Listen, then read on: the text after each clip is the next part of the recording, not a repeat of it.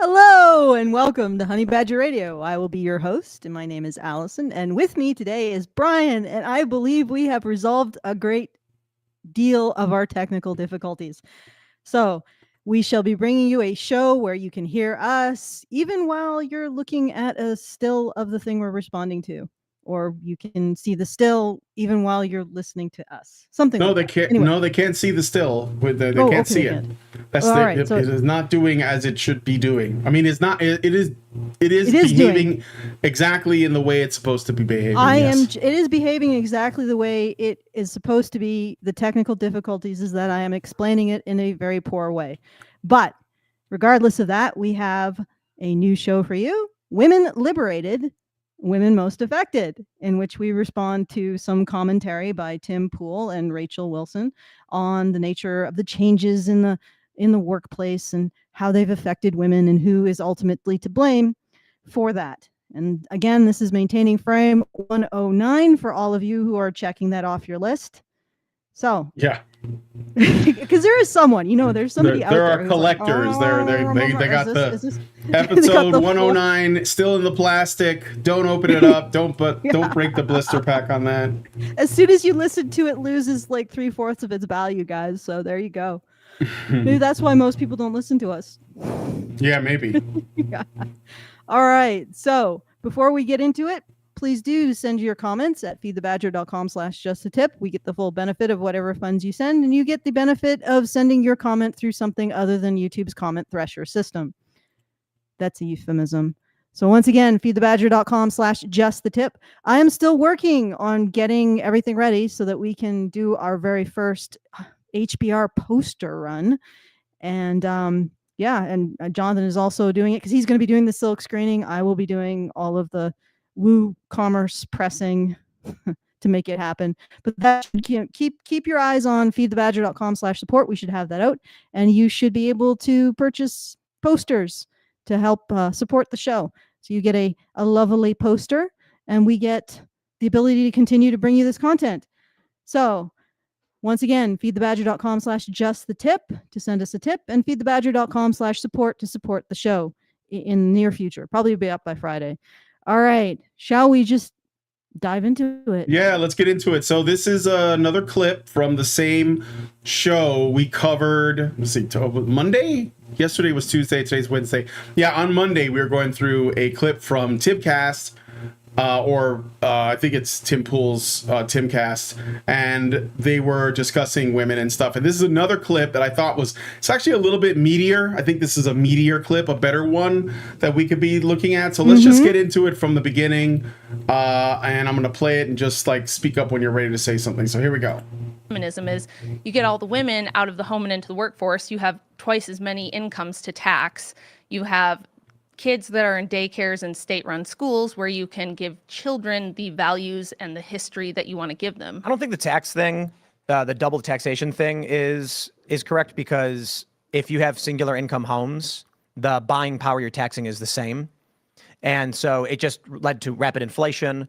It strained the workforce. I love this. There's this graph that lefties like to show, where it's like right around the end of the 70s, you see wages, you see like inflation keep going up, but wages stay the same. And they're like, what was this all about? This is because they were going after unions. And it's like, no, that's when women entered the workforce. Competition among workers. Yep. Okay. Well, I think he's got a point with pushing back a bit on the whole tax thing.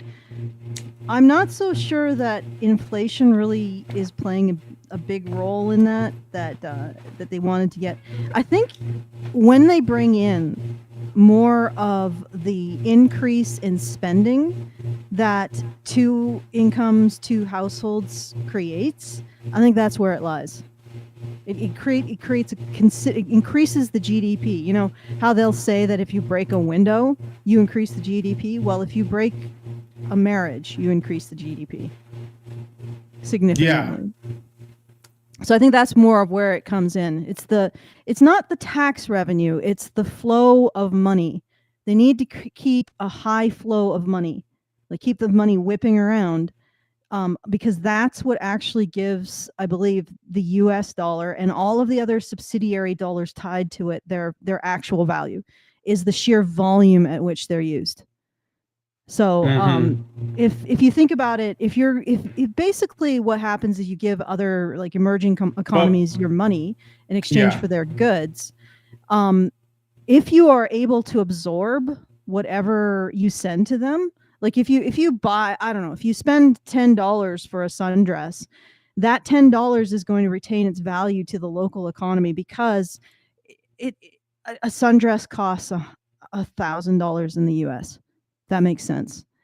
Like there will always be a higher demand for US dollars in the US than anywhere else, which means that because of that higher demand, it maintains the value everywhere else. I don't know if that makes sense, but that's the way I see it in my analysis. Please tell me if you understand what I'm saying. It is the volume of currency moving that gives it, fiat currency, its value. So the more you've got in the air, the more balls you got juggling in the air, the more valuable it is. If it slows down, it loses value. So the more you have people exchanging money for goods, instead of having a household in which all labor is, there is no exchange of money, right? So if you pay a maid, the GDP goes up. If you have a stay-at-home wife, it goes down. Does that make sense? If you grow your own vegetables, the GDP goes down. If you buy them from Whole Foods, it goes up. If you well, then maybe GDP isn't really like the best measure of the quality of life. No, it is absolutely not. No, I know. This is not. Yeah. So, and I don't know if like Timple was did he say GDP? Because I think that when women entered the workforce, it actually did lower the average across the board in terms of earnings. Men's income lowered significantly while women's raised a bit. Relative income lowered, but that's not what matters. As long as they keep the money in motion, it doesn't matter that your spending power based on your income is like one half what it was 70 years ago or is 50 years ago. That doesn't matter. They don't care about the actual living standard of the average American. They care that you're moving money. So if you have to spend now $700 to get an orange, that's better, and your income is only like 70,000 a month. That's better, that you're spending that, or 7,000 a month. You're spending $700 on an orange, than if in the 70s you were making $700 and spending 7 cents on an orange. It's like even though the orange is now 10% of your income, because you're making $7,000 a month, you're spending $700 on an orange, it's 10% of your income. It doesn't matter. And when you were in the 70s, it was only like 0.1% of your income. That doesn't matter. The fact that you're moving $7,000 a month, it does. That's what matters to them. That's it. And so they will eat every bit of the real value of your income just to keep that money moving. And that's what we're seeing. Yep. And so the whole idea, and not only is it higher, does the GDP go up if you have a maid instead of stay-at-home mom?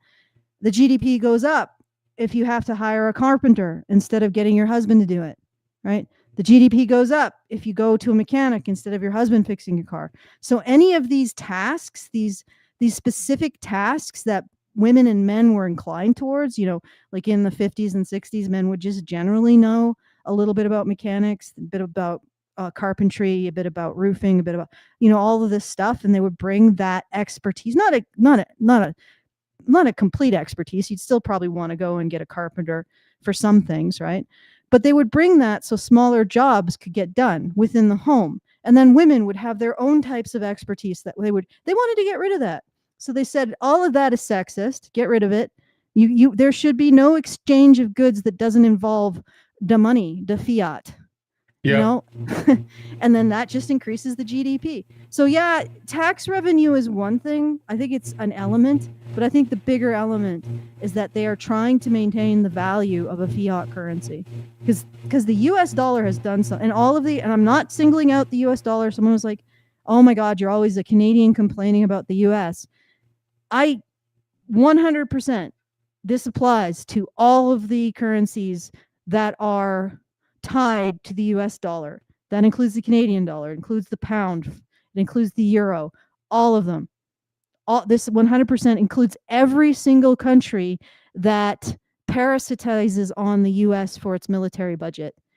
Every single one of those currencies rely on that kind of movement in order to have value. And yeah, I think that's the big thing here. And there's something even deeper. I could take you another deeper level, but I don't know if you want me to. I could go deeper. We can go deeper. Yeah, we can just keep. I don't think that's the baseline of this discussion in this video clip. It's about whether deeper, Brian. I know, Deeper. but this is about girl bosses and why, like, what is the point of them? So let's play some girl more. bosses are just a tip of the iceberg. We need to dive into our deep in our submarine, 100 leagues under the sea. See the full picture. Okay, all right. I'll grab my Xbox controller and we'll do that. But all right, I'm going to play this now. Doubled, and that's going to depress wages, guaranteed. So why do you think suddenly in the 1970s we saw this huge number of women enter the work?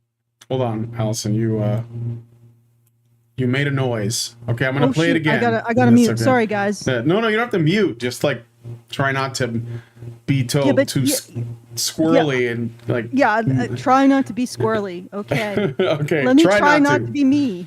All right. I'm going to play it now.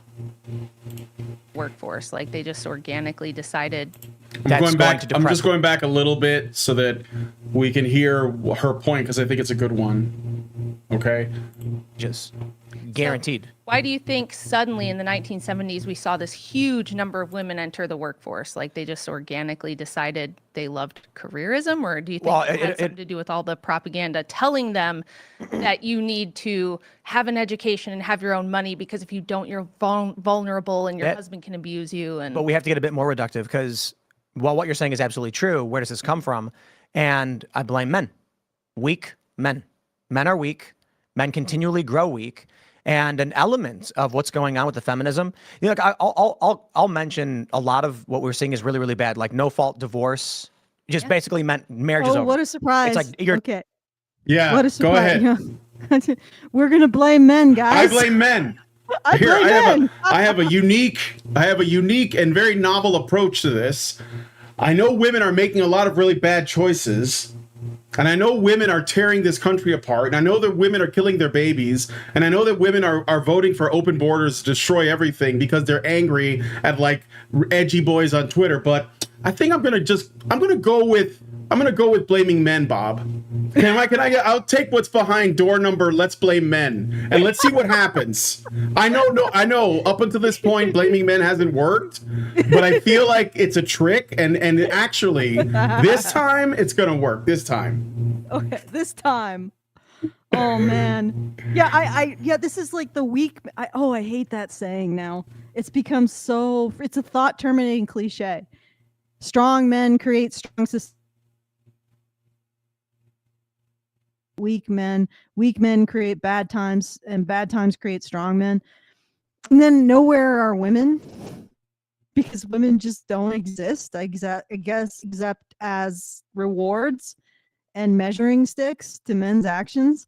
You know, and it's like the quote that I really like was from Mae West, and she said, "When women go bad, men go right after them."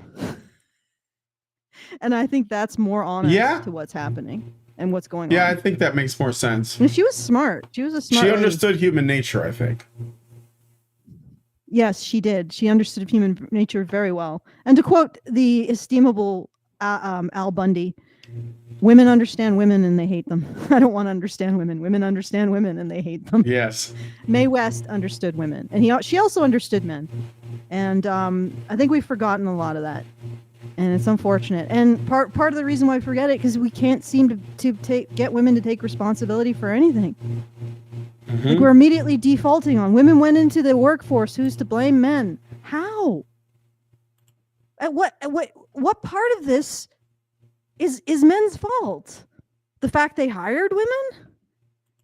what were they supposed to do? Continue to not hire women when it became illegal to discriminate against them? Like, what the hell? Were men supposed to be like, I'm not going to marry any woman with a job? Like, men can't be responsible for all of the actions of a group of people who are now the majority electorate and have been since the 60s. Like, it's just not possible.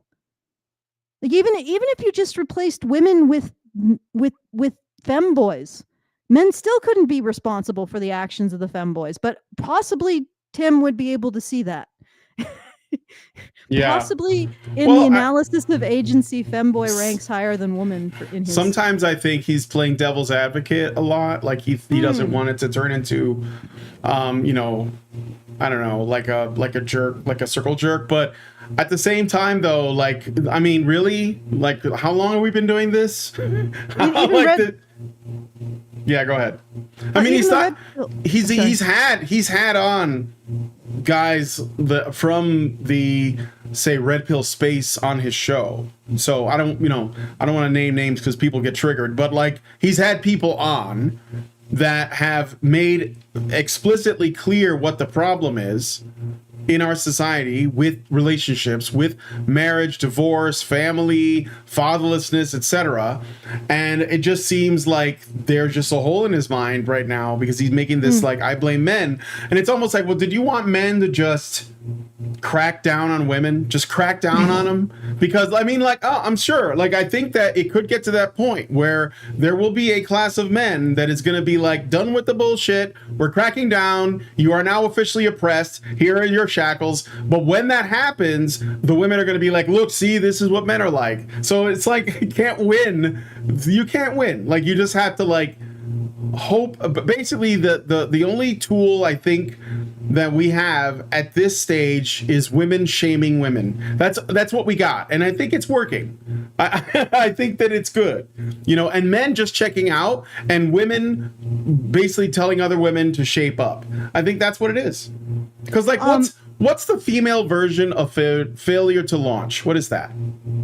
Because like, failure to launch, when men are like they're middle aged and they're still at home with their parents and they live in their mom's basement and they watch porn and play video games all day, let's say, and people are saying, look, this isn't good for you. It's not just because you're not serving society, but it's also not good for you because it's going to make you're not going to get better. You have to like do something, right? We will engage in shaming in those guys to get them to change their lifestyle so that it is better, not just for the greater society, but for themselves. And we call it something, we call it failure to launch, we call it man children, whatever. And I think that while I'm not generally in favor of judging a person for their interests or hobbies, I don't do that because I have nerdy hobbies too. I do think that in the long run, it's probably good for them because if they stay that way, they're just going to self-destruct. But what we don't have is a version of that for women. And maybe we should. Maybe we should have something like that for women. Like we have Cat Lady, but like it doesn't seem to have the same sting to it, Plus, I wouldn't wish that on cats, I just wanted to get in there. I think there's a slight technical difficulty. For some reason, it's just focusing on me instead of showing you while you talk. Oh, I don't know why that is, but it's fine. It's probably the macro is a little bit unresponsive, or maybe my volume isn't loud enough. It's switched over now. I don't know. Did you actually switch it over or? No, I think. Let me just check. It switched over now, so it's working now. Oh, I did that. That's why. I switched it over. Yeah. Yeah, just maybe be careful with that because it seems like it's loving me for some reason today, and I don't know. I why. put you at a higher priority. Maybe so reduce that a bit. You do. I mean, I can only do like one step, so that either you're the higher or I'm the higher. So yeah. Okay, so I just need to shut my mouth when you talk. Right. Well, let's play more of the video. You're dating now. That's right. You're dating with a special placard from the government, but you can just leave at any moment. That's ridiculous. Yes. And these are bad things. However, all these guys that are watching these anti-women channel, like, I try not to be a dick to people who want to figure out how to better their lives. Like if I see a guy going to the gym, I'm going to tell, like, and he's fat and he's overweight or whatever, and he's struggling, I'm going to be like, bro, you got this. You know what I mean? So I see these guys who are watching these channels, and part of me is just like, that's stupid. But I'm not going to hate on a guy who's actively investigating. They may not understand completely, but they're like, why is this thing happening? But I'll just put it this way. Part of what we're seeing, it's actually good. You know why? Weak men will fail, and they deserve to fail. And okay, but weak men apparently are Western men. Like in this analysis, they are the ones who are not being, apparently their women are not finding them attractive. So what will happen when Western men fail? Western society will go with it. So I guess it was nice while it lasted. Like, what is meant by that? What is meant by weak men will fail and they deserve to fail? Again, like, what does that mean? Because if it just means women aren't picking them and those men are doing their best, because like, I think this is what I think Tim is doing. He's kind of like, he's finding the men who are, let's say, the least ambitious. And he's saying that that's all the men who are not finding partners. But women are not picking from not only the least productive or the least successful men, they're also not picking like the ones who are reasonably successful, even the ones who might own their own business, a small one, right? Or someone who's like solidly pursuing the middle class. While women, by the way, vote to make the middle class vanish with their choices, but nonetheless, and those women are only selecting the top men. And so that means that all like does that mean that 90% or 85% of men are just failures that deserve to fail? Because that we're moving towards a harem model right now where women are willing to share, like, you know, a man amongst a number of them. Is that the kind of society that we want to live in?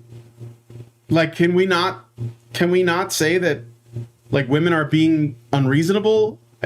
Like, I mean, there are plenty of people calling them out. Femme Sapien says she has a problem with modern Western women and it's the entitlement and they're spoiled. And for whatever reason, Tim wants to do everything but say that, but maybe Rachel does.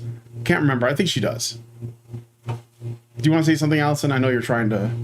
I'm trying to stay muted when I'm not talking, just because. Again, the honest to God truth is that Western society is failing to make its men attractive.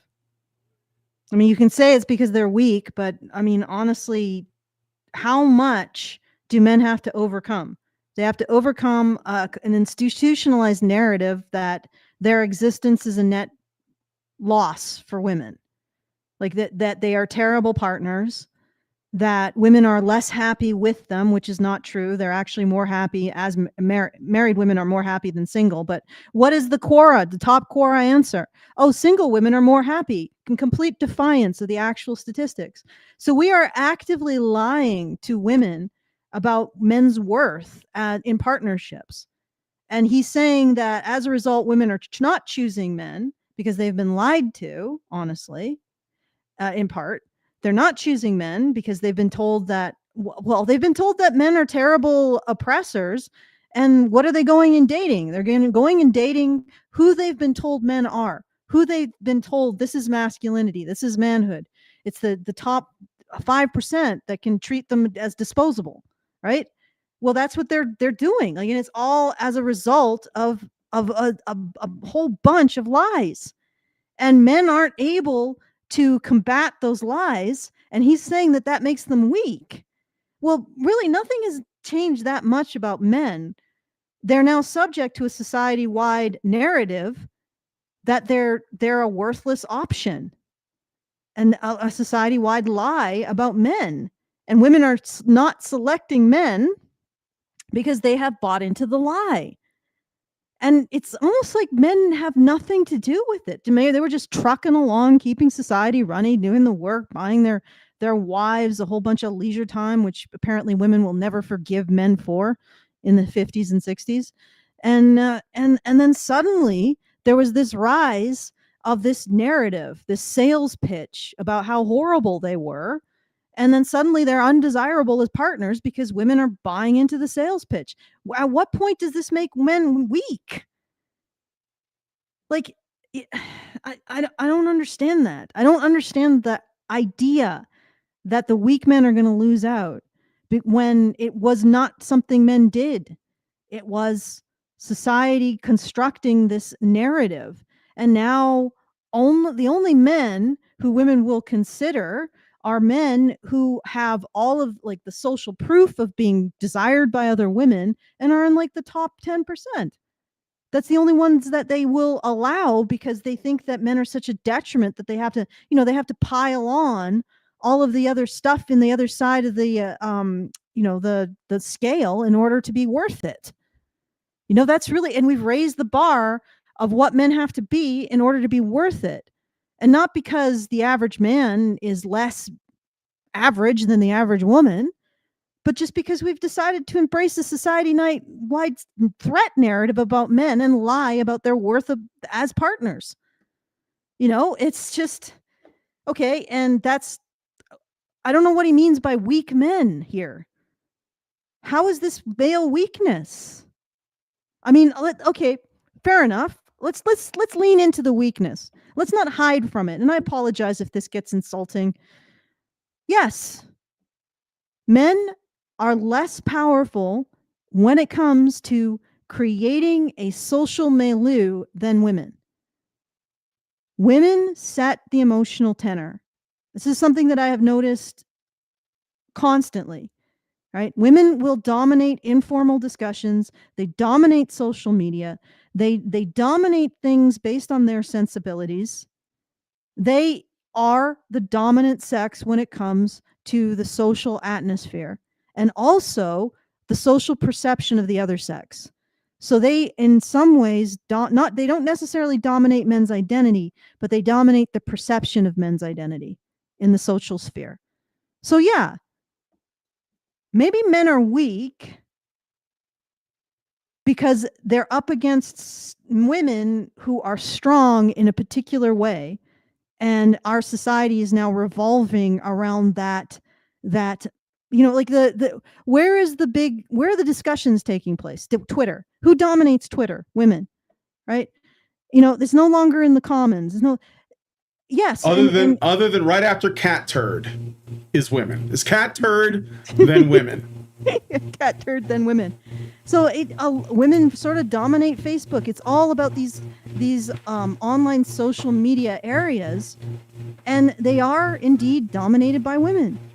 I guess YouTube is more dominated by men because women are dominant when it comes to these social factors. Period. The end. Full stop. Can we just allow that acceptance of reality? But now that we understand that women are dominant in a particular way, they have power in a particular way.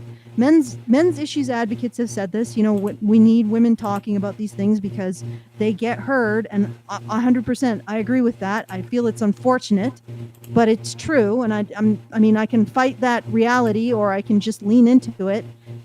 But we have this situation where women have a power, they have power of the social landscape that men don't. We can continue to call men weak because of this patent reality that has existed since the dawn of time, or we can say to women, what the hell are you doing? You have power, it's time to take responsibility for it. And just recognize that at this point in time, what are men supposed to do? Are they supposed to just slap women's smartphones out of their hands? Like, what is non-weak in this context? Is it a guy just going down the street of New York and just slapping cell phones and crushing them? I don't know. What are men supposed to do? Are they supposed to order women back to the kitchen? And what if they do, Tim? Are you okay with that? Are you okay with the necessity of what would need to happen in order for men to have the authority commiserate with the responsibility you're putting on them? Would you be okay with that? Are you okay with a red pill bros saying, yeah, well, a husband should be able to determine when and where a woman gets on social media, and fathers should be able to just cut off girls' social media and all this. Are you going to accept men's authority, or are you just giving them responsibility? And guess what? If you do not give men commiserate authority, when you say that everything is happening because of weak men, when you give them this responsibility, you're just blaming them to no avail. You're making mouth noises that make you feel better but do nothing. Okay. Yep. That was a bit of All right, let's watch some more, a little bit. I will mock their failure. Well, what about Acolyte? Star Wars sucks. I mean, this does. Don't watch it. And where are the strong men to lift the burdens and the heavy rocks to make good stuff? So here's what I'm saying. You got a bunch of guys that are sitting online, overweight. And again, I'm not making fun of everybody's overweight, saying everybody's overweight is a failure. Okay, so I'm saying men you've got online are guys- the problem. All right. So again, what is his solution here aside from blaming men, which is nonsense? It's just basically saying, let's throw this entire problem into the hole of let's not do anything. That's what blaming men does at this point. It's just like, I don't like this problem. Framing this problem in a way is making me feel a little bit uncomfortable and tingly in a weird way. So I'm just going to throw it into the chasm of men are to blame. And not so we don't have to think about it. But like, seriously, now he's going after men online. Okay, well, who the hell else is going to deal with the problem of women being online, creating this social or reinforcing this landscape that men are worthless? You know what? I should shut up. Maybe he comes out of nowhere with like a huge solution. You know? No, I mean, I think Tim is. I think he makes a mistake that a lot of people make is they look at where there might be chinks in like their preconceived notion of what a healthy society is supposed to look like. They target those and then they criticize them, because if Tim's issue is that there are people doing things online, Tim, you do things online. Like, you know, the I don't know if they're going to do this, but can I just say that people who blame the internet for the world's problems, or blame social media, or blame Twitter, that's a boomer argument. I'm tired of it. It's a boomer argument. It's cringe. Stop doing it. It's gay. I'm not a fan, because if it weren't for the internet, like, there's so much that we wouldn't have. In fact, it is a net positive, full stop, period. And your problem with the internet and your problem with social media is actually a problem with people, because the what makes the social media are the people. So stop making the internet is bad argument. It's gay and lame and cringe. Okay, so let's play more. Who are not trying to better themselves, who are not trying to exercise, who are not cleaning the Cheetos off their mustache, who aren't. Tim. That's right. I'm looking at you, Alex. They're not wiping their armpits. You know that I do eat a lot of Cheetos and stuff. Yes, Tim knows that. That is a what we're seeing right now is, for one, we can go back 100 years, 200 years and talk about suffrage, and it was weak men across the board who kept bending the knee and could not maintain social order. They just gave up. But I look at today. Whoa. So, okay, well, I mean, it was mostly women who opposed the suffrage, but, and then it was just male politicians. So weak men who gave women the suffrage. That's a real, geez, that's one hell of a red pill, you know, like. It is a bit of a red pill. It's true, but again, it's one of these like. But as long come as you on, blame Tim, men, are it's you? okay. Are you? Yeah, you're still blaming men at the end of the day, right? That's the end goal, because you wouldn't want to sit there and say, well, frankly, I don't think we should have gave women the vote. But then now you are the bad guy, right? So instead, just say, it's the weakness. And then the ladies are like leaning in, like, what are you going to say? Of men. Yes, that's right. It is men's fault. As long as it's men's fault, you can actually claim that women shouldn't have rights, and that it's men's fault that they have them. You could just blame men. You know what? As The long funny as you're thing is blaming that men, everything else is okay. Yeah, as long as you're blaming. Well, what is Islam? I'm sorry. Women apparently, far fewer rights than the West, but I wouldn't say that it's necessarily woman hatred. But you blame men, you give women no rights. There you go. This is going to be the excuse. Like, I mean, honestly, did you notice that though? It's like we're having this discussion, and it's happening in the negative space of let's blame men, but he's essentially saying that that women's suffrage is a bad thing. He's kind of framing it that way.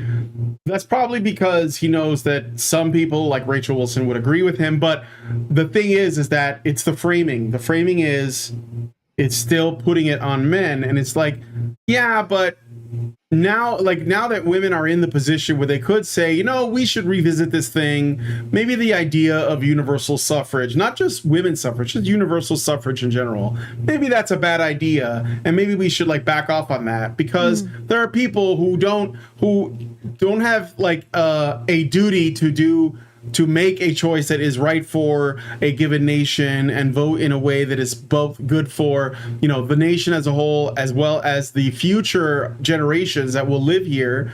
No, instead, the women are like, we should get younger people to vote. We should get like people who've never lived here before, that just crossed the border to vote. I mean, like Keir Starmer, is that his name, from the UK government, the new prime minister? They're like, we have a solution to the immigration problem, the mass migration problem. We're just going to make them all citizens. Problem solved. Great. And of course, the women, they don't have a problem with that. I mean, yeah, that is interesting. They don't like getting catcalled on the street or getting like followed by foreign men that don't speak their language, but they'll complain about that. But you see, that's not a problem of people with vastly different cultures and different religions and different ideologies that are not at all compatible with the West. No. The problem is that those are men. So so that's the problem, right? So we just got to do something about all the men. And then basically we're going to treat the men from third world countries the same way as we do our own native born men. They're all men at the end of the day, and that's literally what's happening in the UK and will happen in France. So okay, I just wanted to say, when you spoke about women just sort of extending the vote to more and more groups of people instead of thinking about how you need to use the vote in order to preserve and maintain society and serve the system that serves us, it just occurred to me that this is actually a very feminine quality. They get a resource like the vote, and they want to bring it and distribute it to the people that they perceive who are in need. So if you think about it, the man brings home the mastodon, and the woman cuts it up and gives it all to all the kids and the elderly, all the vulnerable groups, right? And that's the way that they're approaching the vote, when the vote is by definition a responsibility to make sure that society is run in the right way, or in a way that's sustainable. Yeah, they just think it's like they just got a bowl of candy and they're like, well, I can't have all this candy to myself. I'm going to share the candy. Yeah, but it's not candy. It's the future. It's the future, but it's at the same time as it's like you are this is not a good idea. You know, there should be some kind of way of saying, well, this person should have a say in the state. This person maybe shouldn't have a say in the state. And they want to get rid of all of the forms of merit, or at least the forms of constructing, not necessarily a hierarchy, but finding out if the person actually is invested in the state, or if they're going to import their wars into the state. They're going to see the state that we have as just another means for something else, like a tool to keep perpetuating their own vision, right?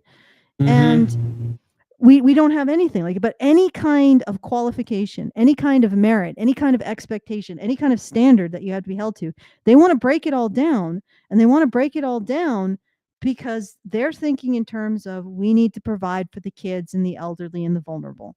And that's not bad in and of itself. It's just not the place for it. It's not. It's not the sentiment. It's the action is irresponsible, and of course it is, because the consequences, they're very far removed from them in the immediate. Eventually there will be, and they'll be like, how did this happen? But like, they don't know when, like in the moment, they're just like, oh, I'm just being nice, right? So anyway, I got some things to read out that people shelled out their hard-earned cash for. So I'm going to read those out, and then we'll continue the video. Richard Bier gives us $5 and says, having women police the moral behavior of other women has more often than not had some undesirable outcomes. It either becomes the extreme of the Salem witch trials, or in modern times, that female HOA board member who will find the most trivial things to declare a violation of the HOA rules that she can harass the neighborhood over as an expression of her authority. So she becomes the female Eric Cartman, going about saying, respect my authority, and possibly whacking everyone in the shins with her police baton. Well, you can't make an omelet without breaking a few eggs. I'm sorry, but you have to deal with those consequences. It seems to me that that's a worthy trade-off to preserve our civilization for like at least another 8 years. So, I mean, women could also stop being cunts and change their ways. That would be a solution. I am open to, like, we can table this discussion on women not being cunts, and then we'd be fine. But I mean, if they're gonna be, then we're gonna have to get women out here that are cuntier to be that way towards them so that they stop acting like cunts. This video will not be monetized. I'm sorry, Allison. Nova Fan 21 gives us $1 on Rumble. Can I respond to that? Yeah, go ahead. Okay, all right. Well, there is that, but then there's also someone actually in our Discord, one of the patrons described this. There was a sort of a bus stop or a rest area where in his neighborhood where a whole bunch of homeless people congregated, and because they really had nowhere else to go. And every week, I think it was like there was like a community center or something, there would be women complaining about it. Karen's complaining about the situation. And what ended up happening is one of the, I think it might have been, I don't know what particular denomination she was. She might have been maybe even United or something, but there was an older woman who every day would go and bring them soup and sandwiches, the homeless people. And just by doing that, she managed to shut up dozens of Karens. Like they went, like all the complaints disappeared. Right? Yeah. The Karens were saying we need bylaws against these homeless people. And then so I asked the guy, okay, so what happened? Did they have a bylaw against homeless people and Mennonite women like feeding them? Or I don't know what she was. Maybe she was United, who knows? But or Christian women feeding them, and he's like, no, this woman shut them all up. So depending on how it's done, it doesn't have to be cunty. It's like, you can get men who use their greater physical strength, their focus on altruistic punishment, their higher level of risk tolerance for good things, and you can get them men who do it for bad things in different ways than women who do it for bad things, right? Same thing with women. You can get women who are judgmental, authoritarian, and then you can get women who understand things like using their service, their gratitude, and their compassion in ways that change the social landscape to the better.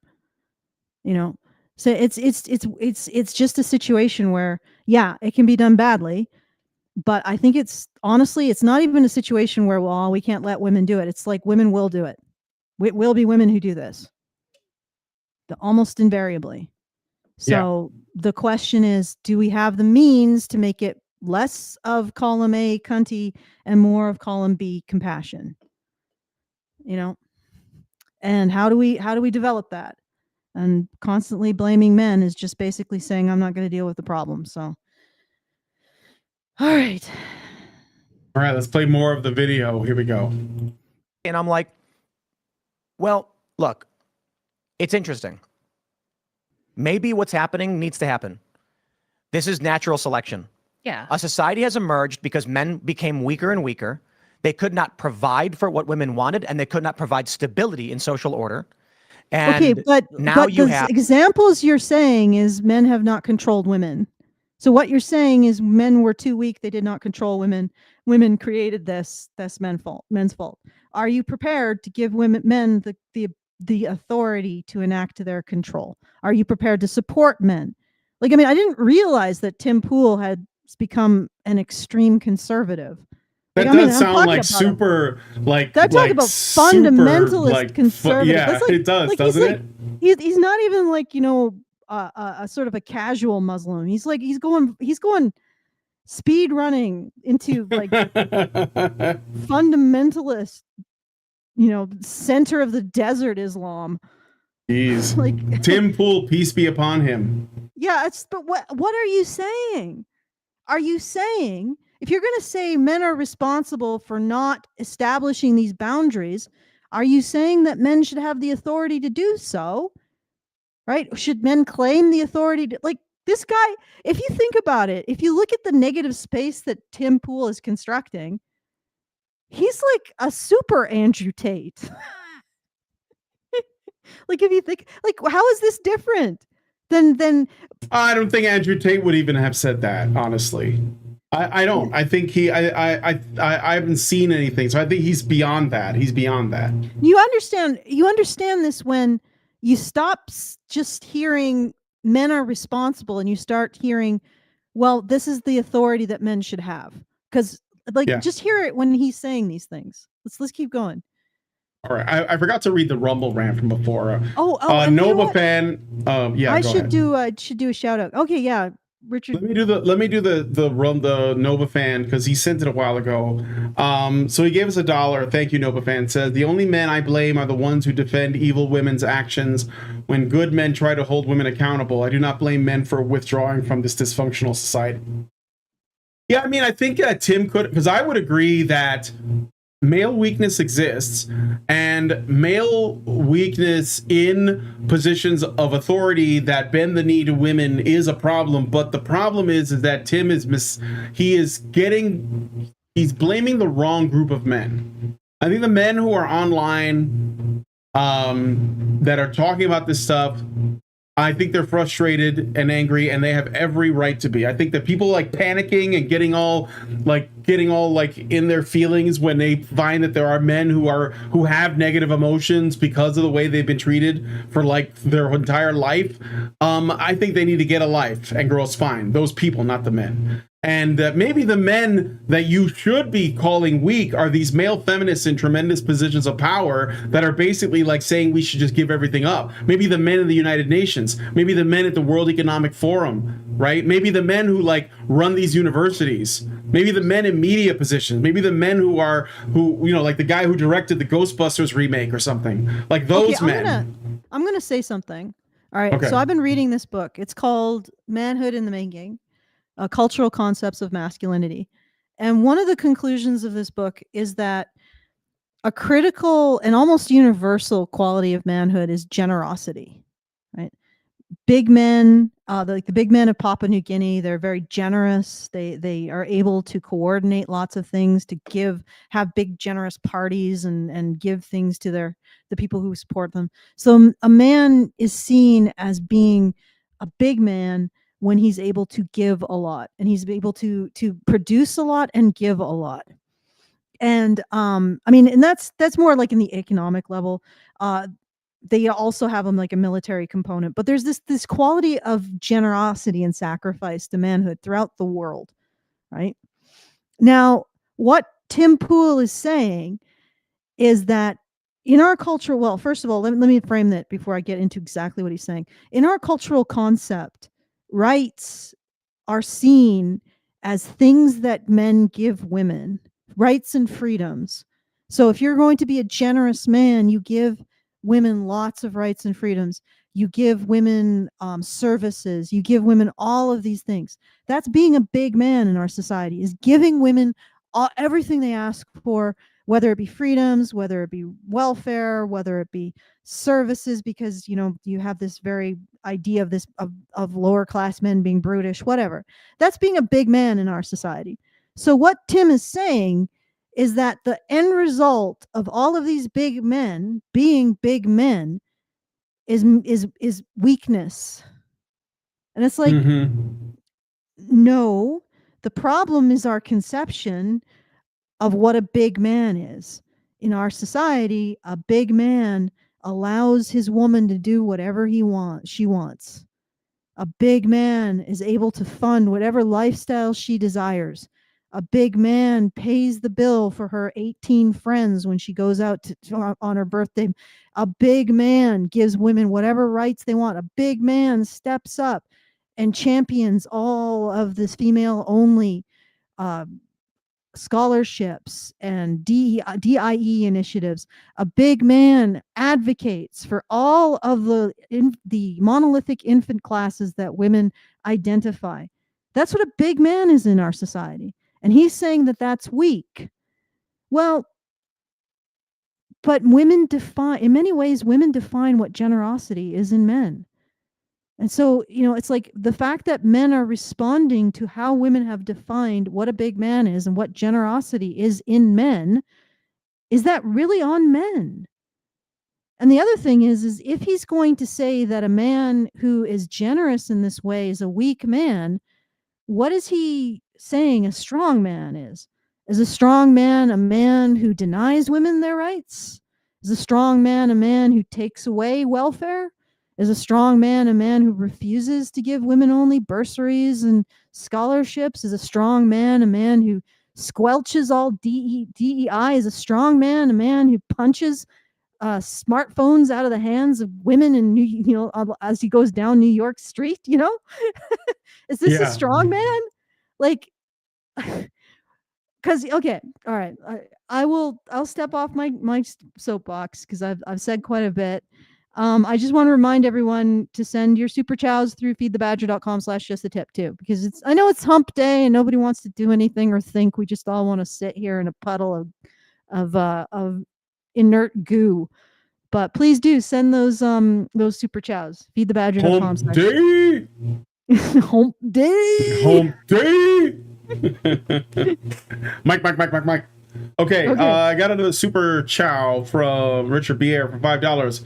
And he says, it is far easier to get a redneck to not keep looking at that bass boat with the glitter finish clear coat at the Bass Pro Shop or Cabela's than it would be to convince these modern enlightened women to not be abject C words. I don't want to say it. See you next Tuesdays. See you next Tuesdays. Thank you. Yeah. All right. Let's play some more of this. My pointer, I lost it. Have these fractured systems where young men sit around complaining on the internet, removing themselves from the dating pool, complaining they can't get in. Meanwhile, I know dudes who are swimming in women and they're short and they're wealthy because these guys are like, here are the cards I'm holding in my hand. I am going to figure out how to maximize my capabilities with this. If you look at the You're weak, bro. It's funny. He's like, yeah, just be rich. Just be rich. Just be rich, guys. What are you doing? Okay, Why are you but so here's weak? the problem. Here's the problem. When all the men are rich is the average, and then we're back to square one. Yeah, then we're back to women going, I think I can do better. Yes. So somehow men have to be able to metaphorically slap the smartphone out of the woman's hands. And that is I think I could do better. Somehow. And the funny thing is that a lot of this isn't even men. Like, it isn't even really about men. I mean, he's really focused on it because he wants to blame them. And I think it's mostly because he just wants to deflect this problem. Yeah, I mean, I think that I'm trying to look at it in the context of the broader conversation. And so you have Alex Stein, who's like super blue pill conservative guy. It's like, well, I think women should be able to do whatever, it's fine. And then you have Rachel Wilson, who's like a hardcore patriarchist. That's what she calls herself.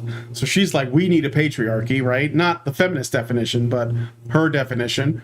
And then there's another woman who's kind of middle ground, doesn't really have a strong opinion about anything. And I think Tim is trying to match Rachel Wilson's energy in the opposite direction so that it fosters a more energized discussion. But he seems to believe what he says a lot. So it's not like he's just making shit up to be contrarian. That's what I think. So yeah, he's fighting with fighting with a straw man, honestly. Because Rachel's not making any of these claims either, So But were you? I'm sorry. We were you don't saying have something? to say that women are to blame for everything, but can they be to blame for what they are to blame for? Yeah, Like- right. like Can we? The thing is that I'm like, I had this exchange. I don't even think it was a feminist. I think it might have been a conservative. And I was like, okay, so we have blamed men for how long? Can we blame women for something? And he's like, well, we get nothing out of blaming an entire sex. I'm like, so we'll just continue to blame men then? He's like, yes. No self freaking awareness whatsoever.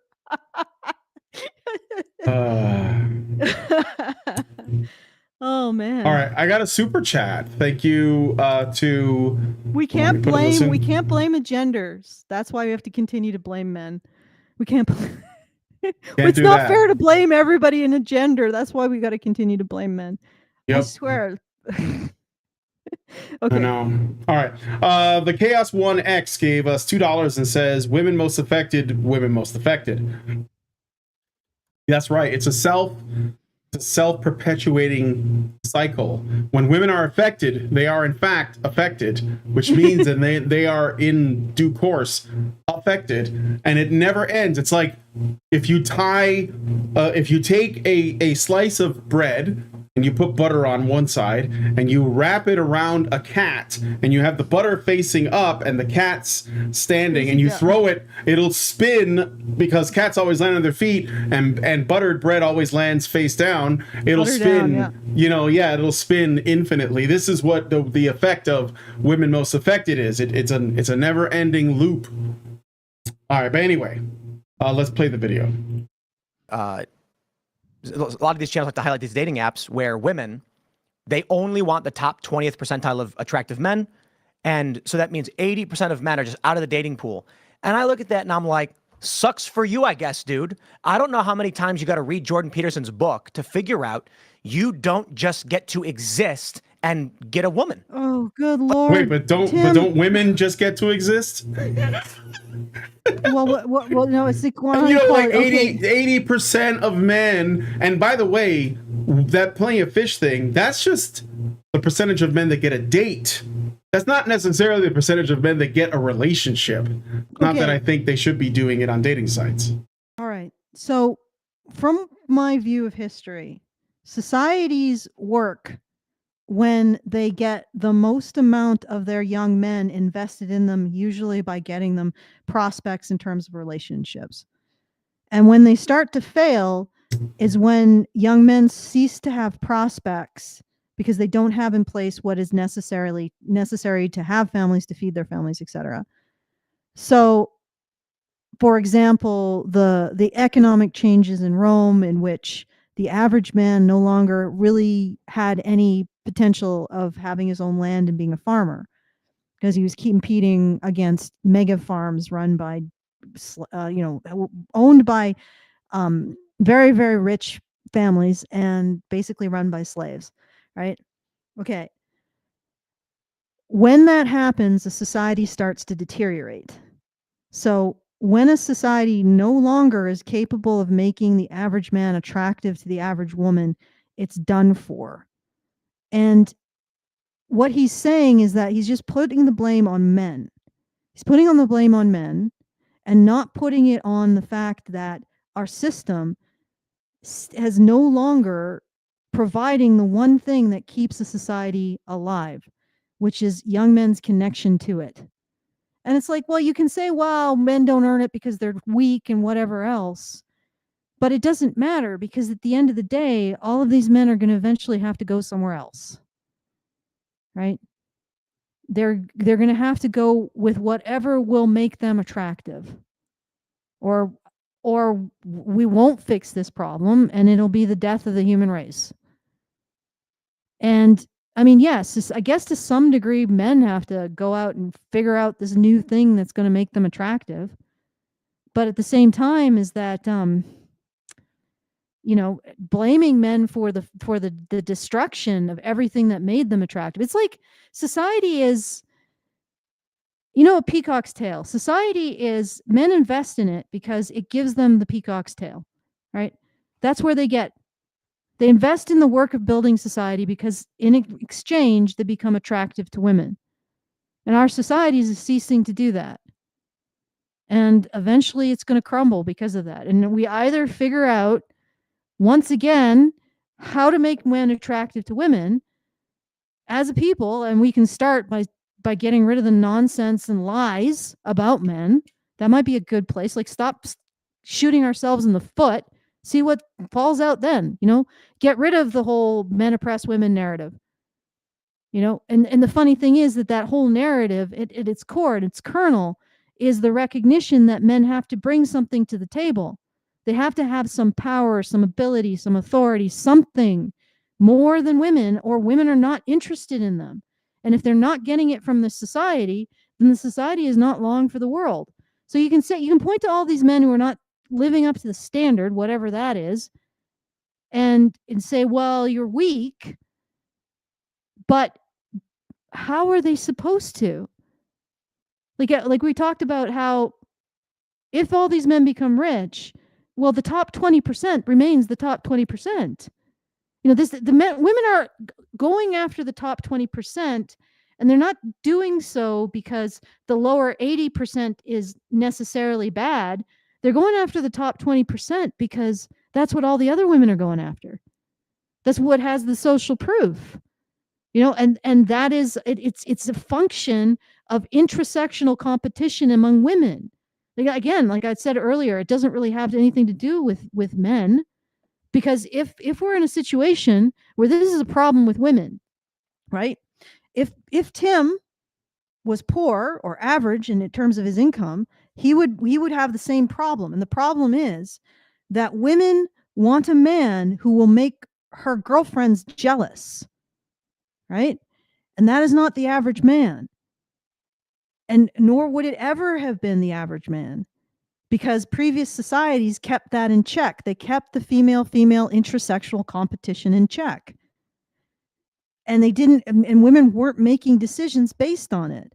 So now you have to be in the top 20%. And even if that 80% suddenly got up above the bar of the top 20%, that wouldn't be good enough, because immediately the bar would raise to the top 20% again, because what they're after isn't what the features of the top 20% of men. What they're after is the fact that the top 20% of men each have 5 women after them. Mm-hmm. And it's the social proof. It's the relationship between the women that they're after.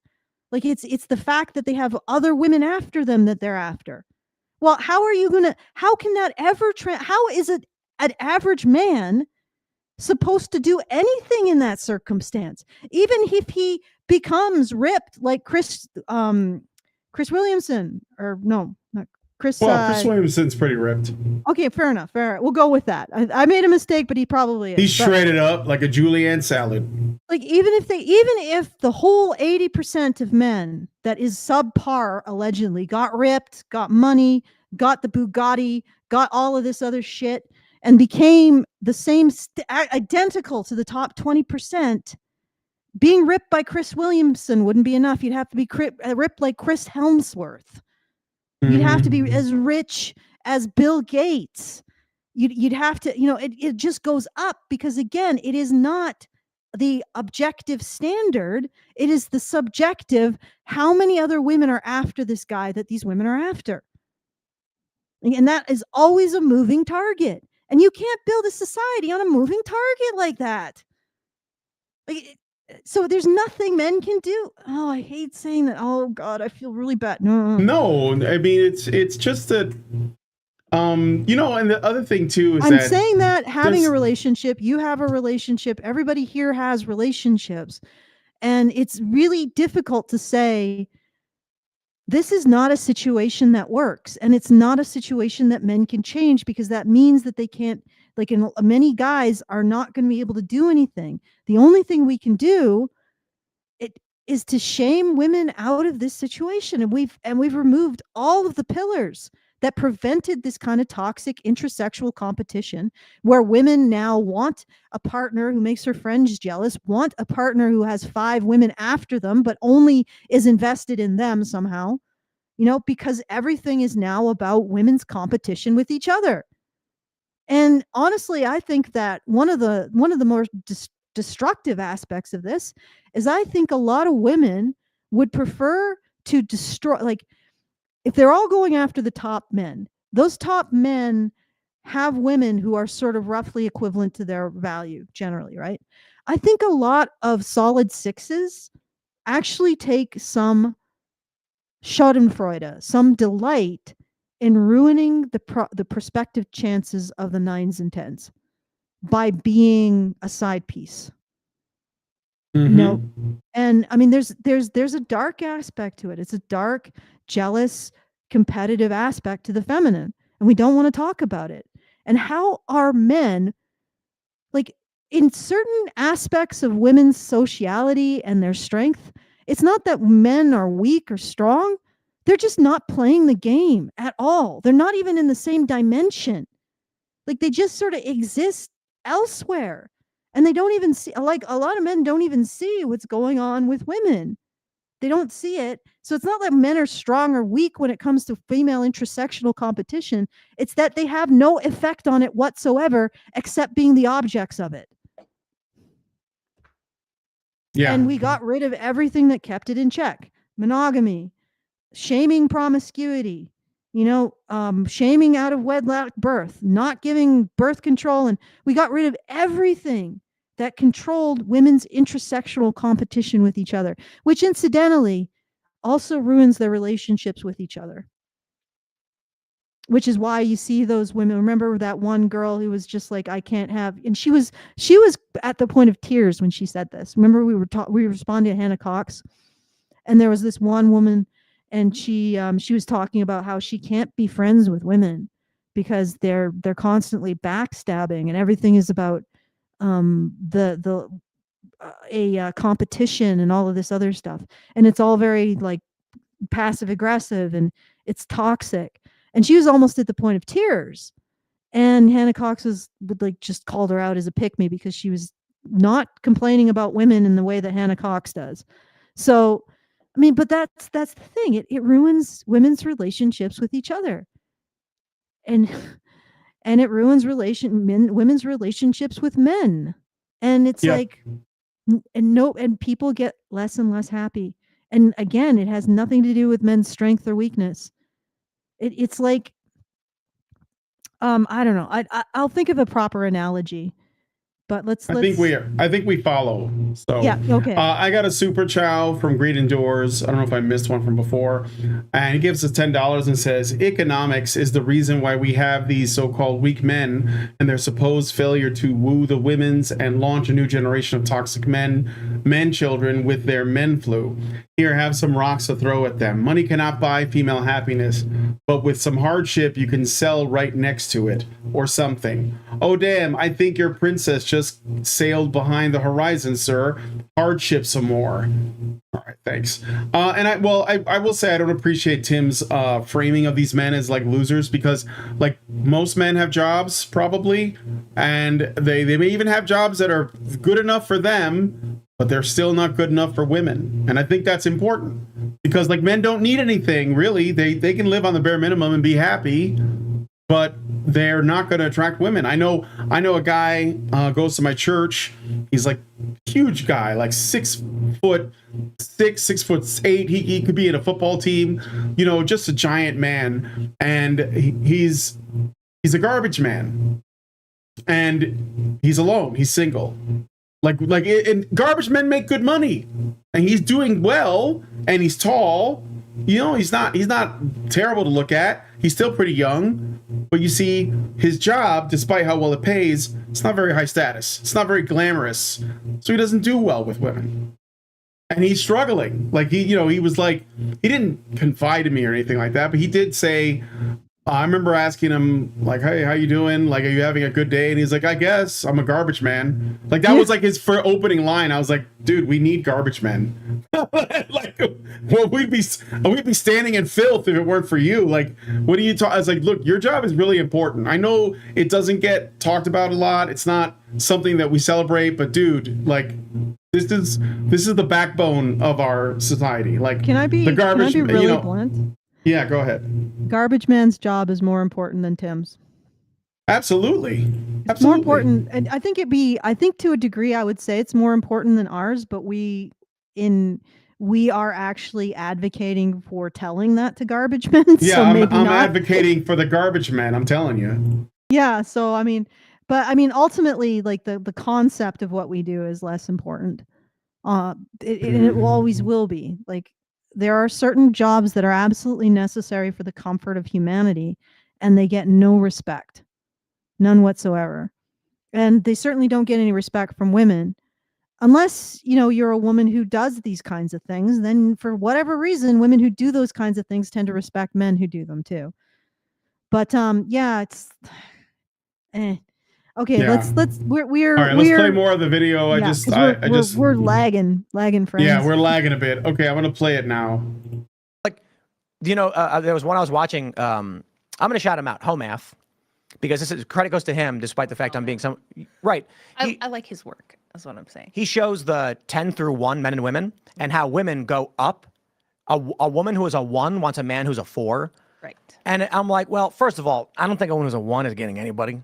And like, I beg to differ. Okay. Mm-hmm. There are very, let's say, conventionally unattractive women that have men. Like, women could be a 1 and get a man. But you tell me, Chad, do you think a 1, if you're a woman and you're a 1, could you find a man? I mean, even if it's just like, I don't know, one night stand or something, But I think men are generally more open-minded, let's say. Oh, but there's men who are 2s who probably would take a 1. Let's be frank. Mm-hmm. All right, so I don't know where, and are there no male 1s in his analysis? Like, nah, I think Homath's graph does include the men too. It has it draws lines both ways. Men generally are more, like, they're more reasonable. Like, they go for generally across or even a little down. They're okay with that. So, but anyway. That's not true. Wait, I have to cut you off, Tim. Yeah, because they shockingly if you've watched my do. But let me make this point. If you've ever watched my 600-pound life, there's literally 600-pound women. They always have a boyfriend. No. They always have a boyfriend on that see, show. a 600-pound woman is like a 4. What is a 1? Like a burn victim? Yeah. No. You mean Still has a boyfriend though. Still has a boyfriend. Yeah, but woman with 2 heads. Gorlock is a 10. They told me so. Okay. Okay. I see people in the chat mention Gorlock. That's a 10. Sorry, guys. I want to say that, like, a burn victim, like the person that she just directed that at.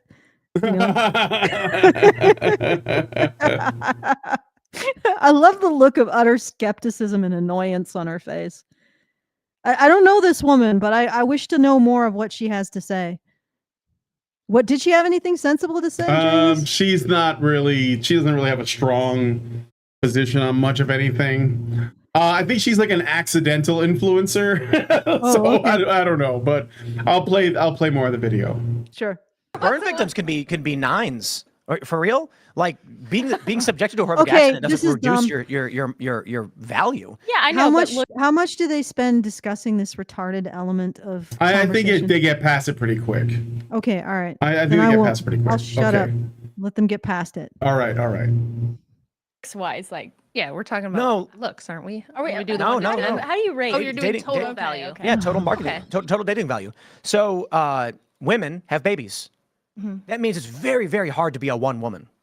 Oh, that's true. Right. So a 1 woman is like a barren, mentally deficient, limbless autist in a nursing home. And to be fair, there are men who will abuse. Well, wait a poor second. creature. You know what I mean? Like, Okay, what? Yeah, but how? Okay, Tim, the only way that men could conceivably be responsible for the women's choices is if they are supposed to have authority and enact authority over women. But now you're saying the first thing you go to with the most vulnerable woman you can mention, you consider a 1, is that men abuse their authority over him. Why does this level of fuck get so much attention? I don't know. Also worth pointing out that I think this is why this matters. What Tim is saying is that women are automatically above like a 4 because of the fact that they can bear children. Does that mean that all women? But this points to something that I don't know that he's going to acknowledge, and he must acknowledge, which is that women do have value inherent to them because they are women, but men do not. And that's what he said earlier. You don't deserve to be given value, right? Because you live in your mama's basement with Cheeto on your face or whatever. So what he's saying is that women are worth more than men, full stop. Because women have inherent value because they can bear children. Men only have value provided that they are, useful to us, essentially, which is like the oldest thing that we've been saying. Like Chris Rock had it in his routine, right? When men are only valuable provided they can provide something, essentially. Okay. What about when women go through menopause? Do they instantly become ones? They become men. No, I don't know. They suddenly are ranked. By the way, this again, I don't think this is going to come up, but they should probably be wondering, well, if we're saying all of this shit about men, why is it then that men are transitioning to become women? Why would they do that? Why would men suddenly find that they found the cheat code and they're like, oh shit, if I do up, up, down, down, left, right, BA start and take some hormone blockers and cut off my penis, I can get some respect. And they do that. I'm like, okay, so one of the big things that the red pill bros and everybody gets offended at is they point out that women hit the wall. Okay, but Tim has just explained what the wall is. Even if you are a quote unquote one as a woman, as long as you're fertile, you go up a couple notches in attractiveness. When you hit menopause, suddenly you are in the male situation, right? You're just a man with a bonus hole. Yeah, you're just a man with a bonus hole. Maybe the red pill bros are just simply saying, hey, you're about to have our experience in a few decades. Maybe you should listen to us.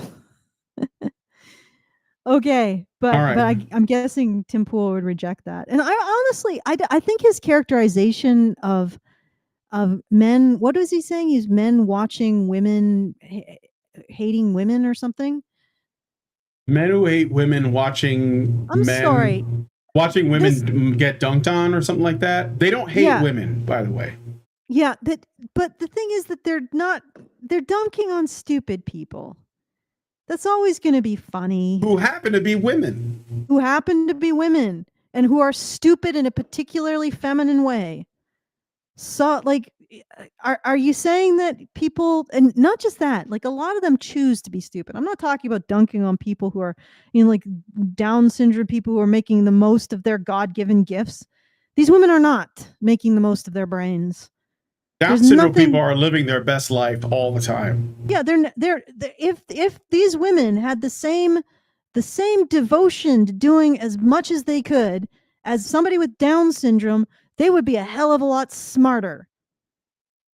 So this is a chosen stupidity, and I believe that when somebody has chosen the path of stupidity, they should be mocked. Mm-hmm. All right. Woman. All right, let's play more of the video. So, even in that regard, but my point to home math was like, men are not ranked based on appearance. If you're a guy and you think that your number rating is based on appearance, you've not done any of the reading. Right. The Science of Sex documentary from a long time ago. All right, I'm going to pause it here. We know this bit already. We already know that women, they select on appearance if it makes other women jealous, but it's not the only factor. But I think that he's doing another misrepresentation, though, of home math. This is total shit. Women 100% select on appearance. They may select on money if you're going to die in 10 years and they're going to get it. Like, does Tim Pool, I know this might be a little bit personal, but does he have a girlfriend now? I think he does. That doesn't excuse anything, though. Okay, let's just keep going. All right, let's keep going. They took pictures of 10, no, I think it was like 100 men and 100 women. And then they had people come in the lab and rate them on a scale of 1 to 10 for attractiveness. They then took those pictures out into the streets and said, here's a picture, went to a woman and said, here's a picture of a guy. How would you rate this guy on a scale of 1 to 10? Guess what? The tall guy in the flannel with the rugged good looks and the wavy hair, they were like 9, 10, ooh, 9. And then, you know what they did? They showed this frumpy, chubby guy with thin hair and glasses and, you know, ugly. And the women were like, ooh, 5, 4. Then they added biographies. They made the guy in the flannel a manager at a theater who made $35,000 a year. They made the fat guy a software engineer who made $500,000 a year. And guess what happened? It flipped. Yeah. It evened out. Yeah. So now all of a sudden the frumpy ugly guy's a 6 or a 7. And it's like, you got to be kidding me. That ugly guy, well, he's rich. Well, yeah, Tim. Women are materialistic, shallow. What do you want? Okay, somebody, our great indoors, just sent a super chow that we probably should address because he's Yeah, I saying see. that He's you're saying that echoing. I'm echoing. Am I echoing for everybody else? Because I just listened to myself. You can't tell for sure. I can't. I mean, I'm listening to my own audio, and I don't know why it would sound this way. So let me just test. I mean, there's my air conditioner's on, and so there's like some background humming. Yeah, people are saying they maybe. don't hear. Some people are saying they don't hear an echo. You have a weird hum. Yeah, it's the air conditioner. Let me hold on a second. Look, we're going through a heat wave right now. I don't know if you know. It's like record high heats here. We're talking 100-degree weather. I'm just gonna change my noise gate a little bit and see if that helps. Maybe you won't hear it if I get it up to here. So Sounds how's like we this? just need to deal with the air conditioning, otherwise Brian will melt. They're saying the volume is good. I just changed the noise gate. So what it means is that you'll hear the humming anyway when my voice comes on, but it won't be when I'm not talking. All right, I don't hear it at all. Hopefully that's okay. I don't know what You guys don't hear it? Yeah, but Yeah, I'm I not don't like a understand. sound autist. Yeah, we have some Well, I guess I sound am autists. slightly. I am slightly. Okay. All right, how does let's this? Let me know if this is better. I just changed something. All right, let's play some more of the video. He can provide. And so men get mad at women for being gold diggers. And I'm just like, that's the stupidest thing in the world. Well, that's like what we were designed for. Like, these people, they always contradict themselves with their logic. Yeah, but like, they want women to be a stay-at-home mom or whatever. But in order to do... Go ahead. Well, I guess he's okay with just being valued for his money. Well, let's go back. Okay, so no, let's not go back. This is so shallow and boring. Let's just. You know what? I'm not going to go back. Let's just keep going. I table my question. I withdraw it. Whatever. Let's just reclaiming my time. Okay. Yeah. Do that, you got to have somebody who at least can bring in enough money to make that possible. You know, like, I feel like women don't really care about, like, I don't really care about looks so much. You're just looking more for somebody who's competent. You feel like, okay, you're somebody I can actually trust. Like, you've got it together. You can lead the family. And then somebody who has the women are just ability angels, to work. huh? You know, it seems strange. You know, like earlier, Tim Pool was saying all the problems was because men let women do things. And now we're finding out that women are just angels. Mm-hmm. Like, oh, goodness. Why would men letting women do things make things worse when women are such angels? They don't have any shallow interests at all. They just want someone who's competent. Okay, this is not adding anything. Let's get through it. Sorry. Or will work. It's Right. not really so much the money, it's the ability, will you go out and work? So I think throwing women under the bus for that is kind of stupid, because it's ultimately like biology forcing them to choose somebody based on, you know, we think this person can allow me to stay at home and raise kids. Yeah, there a lot of guys who... If anything, it's traditional. Right. A lot of guys who aren't going to do the work. I saw Let this me tell meme you on 4chan. something. Let me tell you something. this is not traditional. Traditional homemaking was a 7 or 6 day a week, 12-hour a day job. And it involved the actual, like a huge amount of the economic worth of a family. What you're describing is not traditional. And nor is a modern stay-at-home wife, unless she's herself a homesteader, doing a traditional job. She's doing a job that's been made possible by in the Industrial Revolution and also her husband's labor. She's not even doing a job. It's basically a hobby. I'm sorry, that's what it is.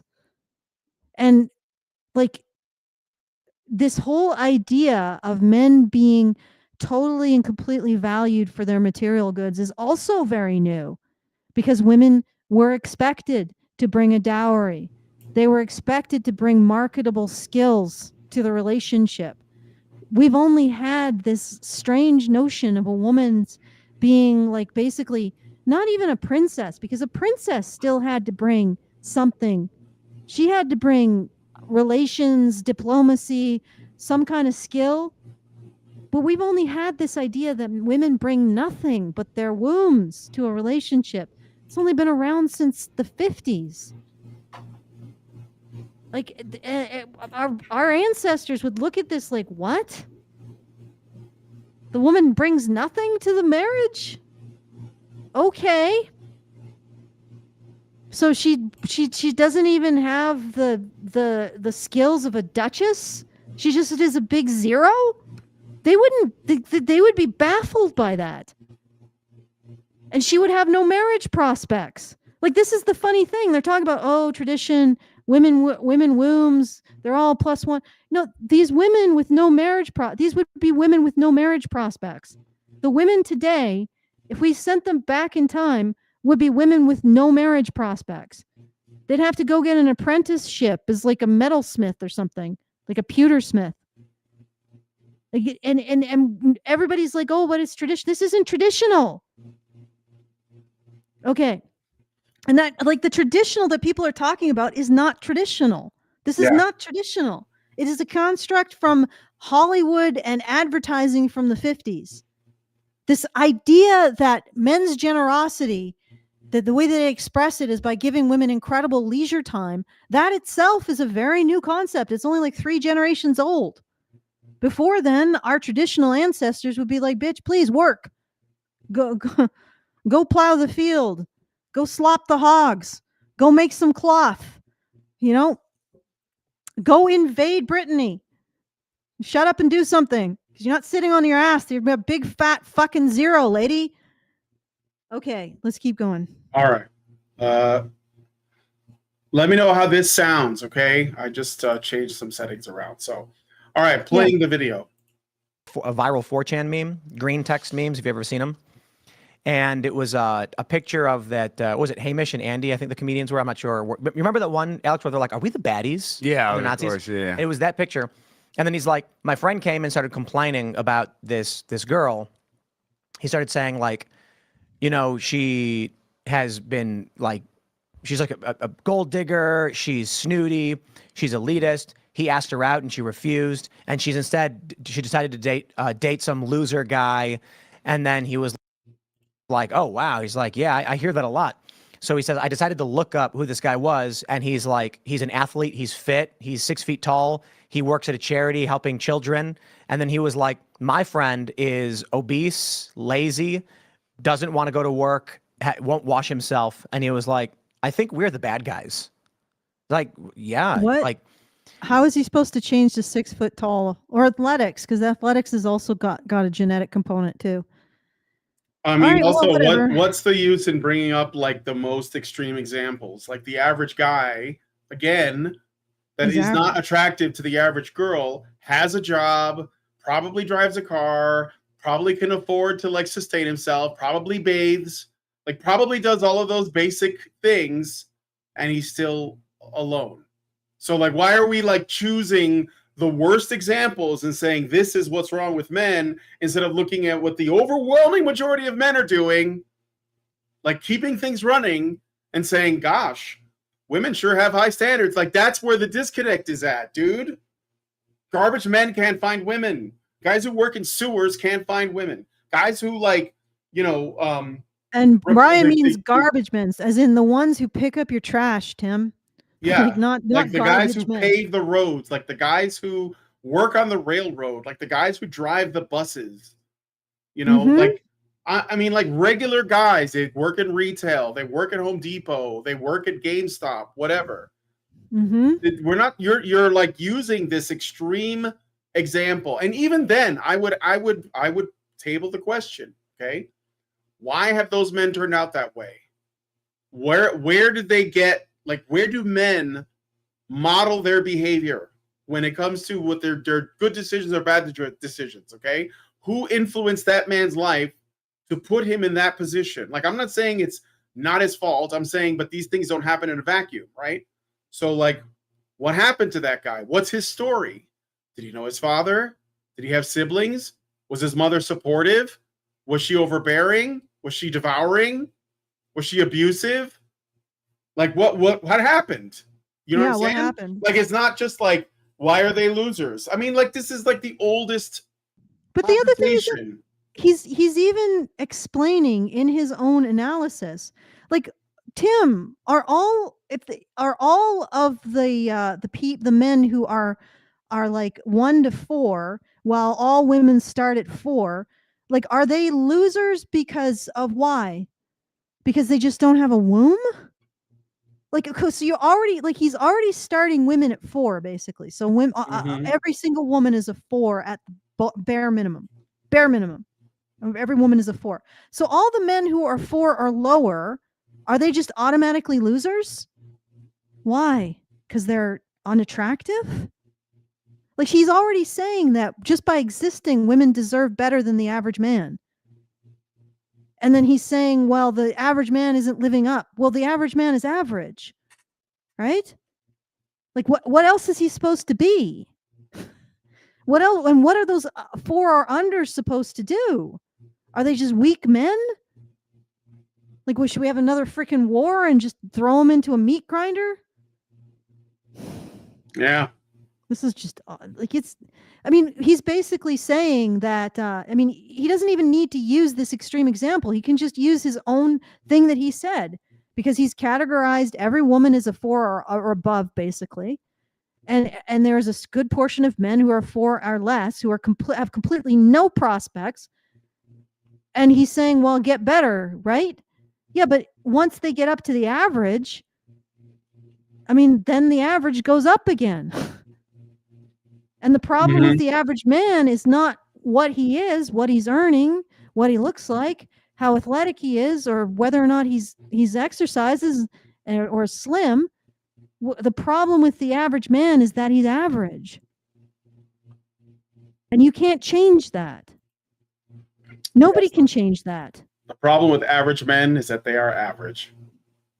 Okay. And the problem with below average men is they're not even average. They're not even men. They're not people. Even men. They're not even people.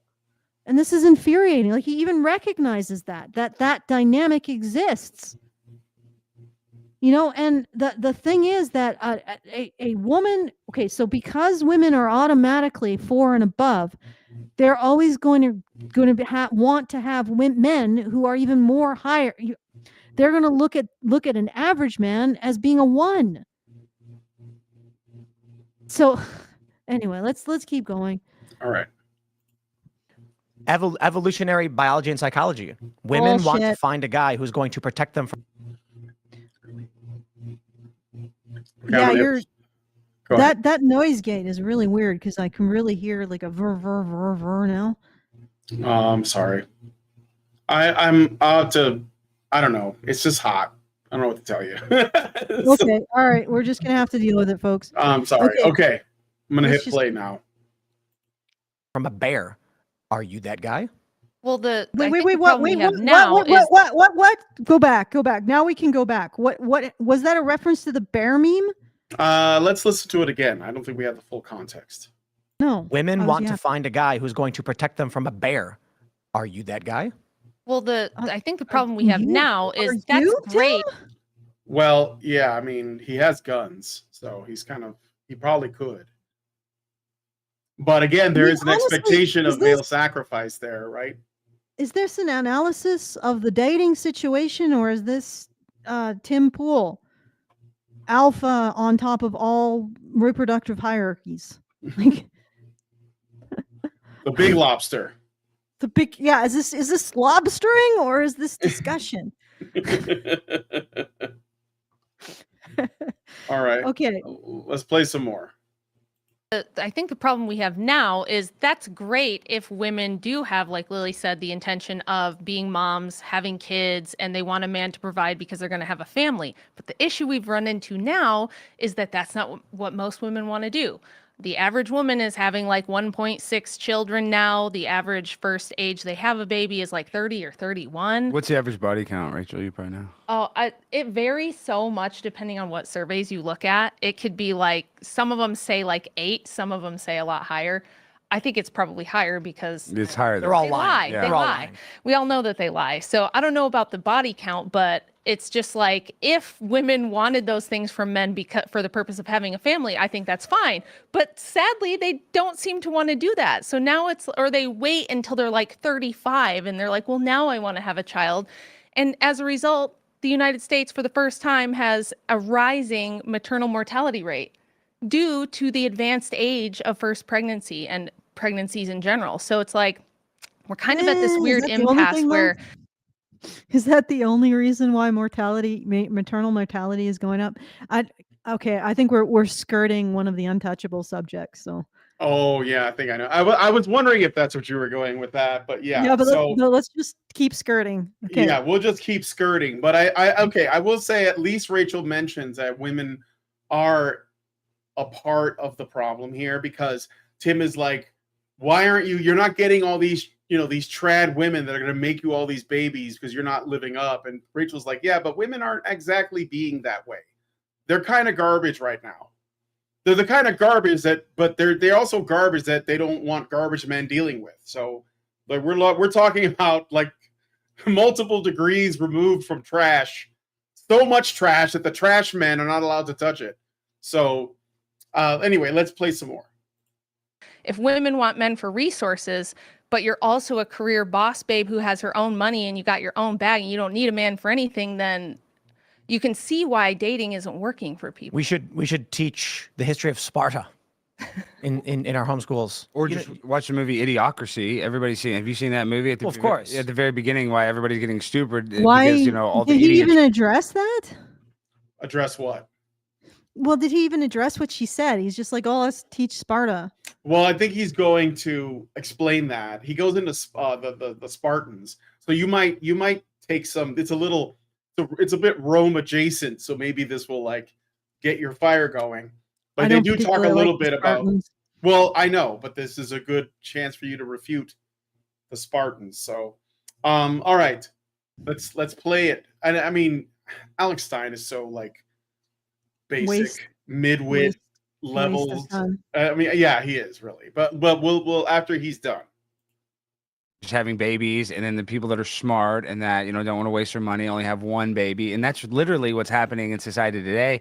And it's just Venezuelan immigrants are having like 10 kids to come up to the border, and Tim and I would not have 10 kids. It's different. You know what they did in Sparta, right? Do you guys know about what they did in Sparta? With the babies, how they would like. Pausing for the okay. Well, I don't know. I've heard that they would leave the baby out for 24 hours, and if it died, it deserved to die. Yeah. They're like, it was not strong. Yeah. Wow. They would just like leave it and walk away. But I'm not saying do that. The only way to get a headstone on your grave. I mean, like these days, we don't even do that. We just kill them. Women just throw them in the dumpster, pull them out after prom. And if the baby survives in the dumpster overnight, that's a strong You baby. get adopted. Yeah, maybe. But yeah, he's acting like this is completely absurd, but women totally do that. Like they do this today in America, in the West. But okay, let's play some more. If you were a man, was to die in battle, and if you were a woman, was to die in childbirth. And the reason I bring that up is not that we should literally follow that, but it's to show how a society valued having children. Mm-hmm. Women were seen as heroic warriors for having children. Yeah. Men were worthless unless they died fighting to protect their families. And then what we have now is I blame men because Tim, Sparta was a horrific slave state. The reason why they did that was because they were in constant fear of a slave rebellion. And essentially, they were part of a society in which if you were subjugated militarily, you lost your right to consider yourself a human being and became livestock. Let us not take a page out of Sparta's history.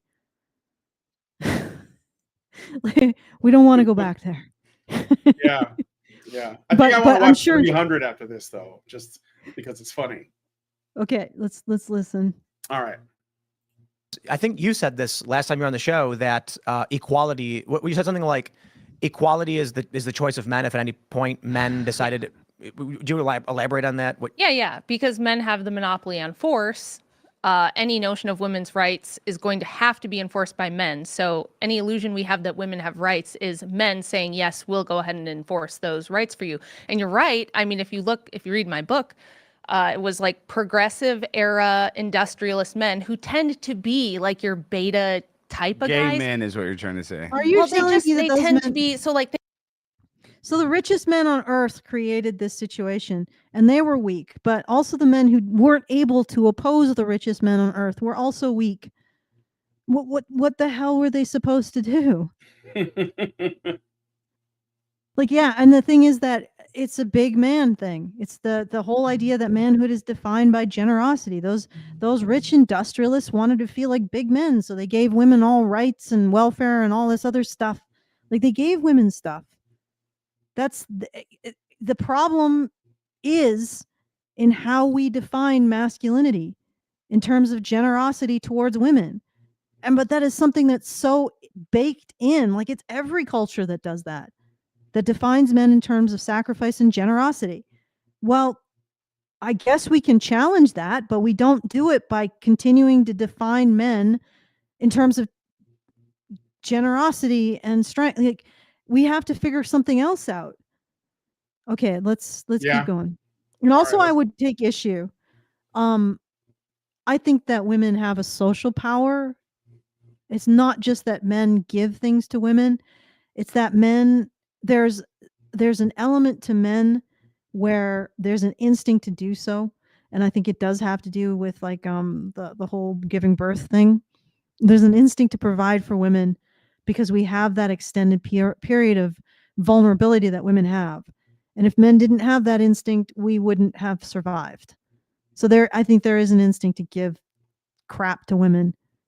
It's just, and which is why almost every society on earth has an idea of manhood that's based on generosity and sacrifice, right? Yep. So I mean, but the question is, if you don't like the results of men's generosity and sacrifice, and honestly, that's not weakness, it's how they express their strength. If you don't like that, how do we really change it? Do you really change it by saying that these men are weak, or men who were unable to oppose them are weak? Or do we change it by saying, hey, ladies, maybe don't define male generosity in these terms? Okay. Okay.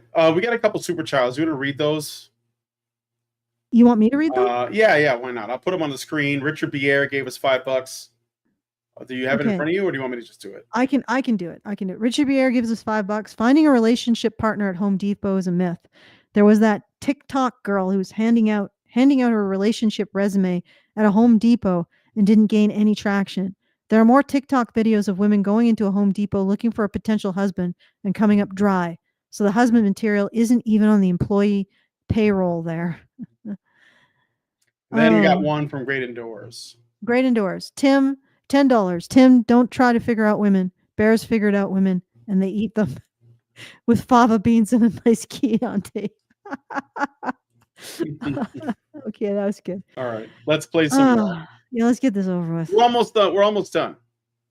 think of Bill Gates, right? Not the most alpha dude, but very smart, became very successful and wealthy and rich. And it's kind of, it becomes Revenge of the Nerds to a certain degree, I think, where it's like for that type of guy, it's advantageous to have women's liberation because that's how those guys, at least they thought, we're going to get this sex with no strings attached if we do this sexual liberation stuff. And what they are finding out is that's not the good deal that they thought it was. But for a lot of guys, it is. For the Sure. for the top 20th the top- percentile, yeah. they're getting free sex whenever they want with no responsibility, and like feminism has greatly benefited like a lot of guys, like the yeah. top 20%. No, that's a minority of guys. That's a very, and it's smaller than that. And plus, this all presumes that the top 20% of guys are interested in one night stands with lots of different women. There's probably a lot of guys in that top percentile that only want like one, they want to be in a monogamous relationship. So you're looking at a fraction within a fraction, and it's still a minority, a very small minority of men. So it's not really a lot of guys. That's like kind of a equivocation that doesn't mean anything, because there are 80% of guys, I mean, by your metric, with nothing. And that could be a problem. Don't you think? Yeah, but okay, so could you go back a little bit so I can hear what he had to say again? Because I think I want to answer to it. All right. Sex whenever they want with no responsibility, and like feminism has greatly benefited. Okay, all right. Like so the a lot top, so he's admitting that women are having sex with the top 20% of guys. Well, okay. If you want to scrub out the bottom 80%, that's what's going to happen. If you want to give women the right to just completely, or if women want the right to completely scrub out the 80%, the lower 80%, guess what happens?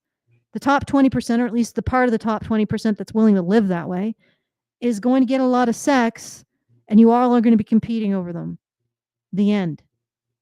Like, and then you, Tim, will call all the women, all the men who aren't in the top 10, 20%, which is impossible. It is a statistical impossibility for every man to be in the top 20% of men. It's possible. Okay. You're going to say every man who isn't is weak. Get good, scrub. Well, Sounds like a skill issue.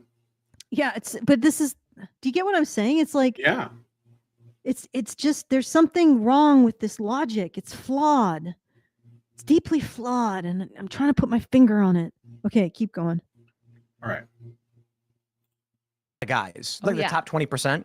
Yeah. Now they can sit around all day doing nothing while women go work and produce value and do labor, come back, preach about how liberated they are, give the guy free sex, and then the guy says, why buy the cow when you get the milk for free? Ironic, isn't it? Okay, Ironic.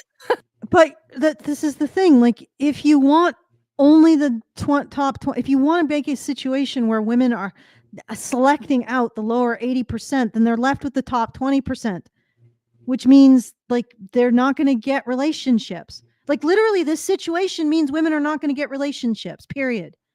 You just don't get that. You're not going to have a relationship, right?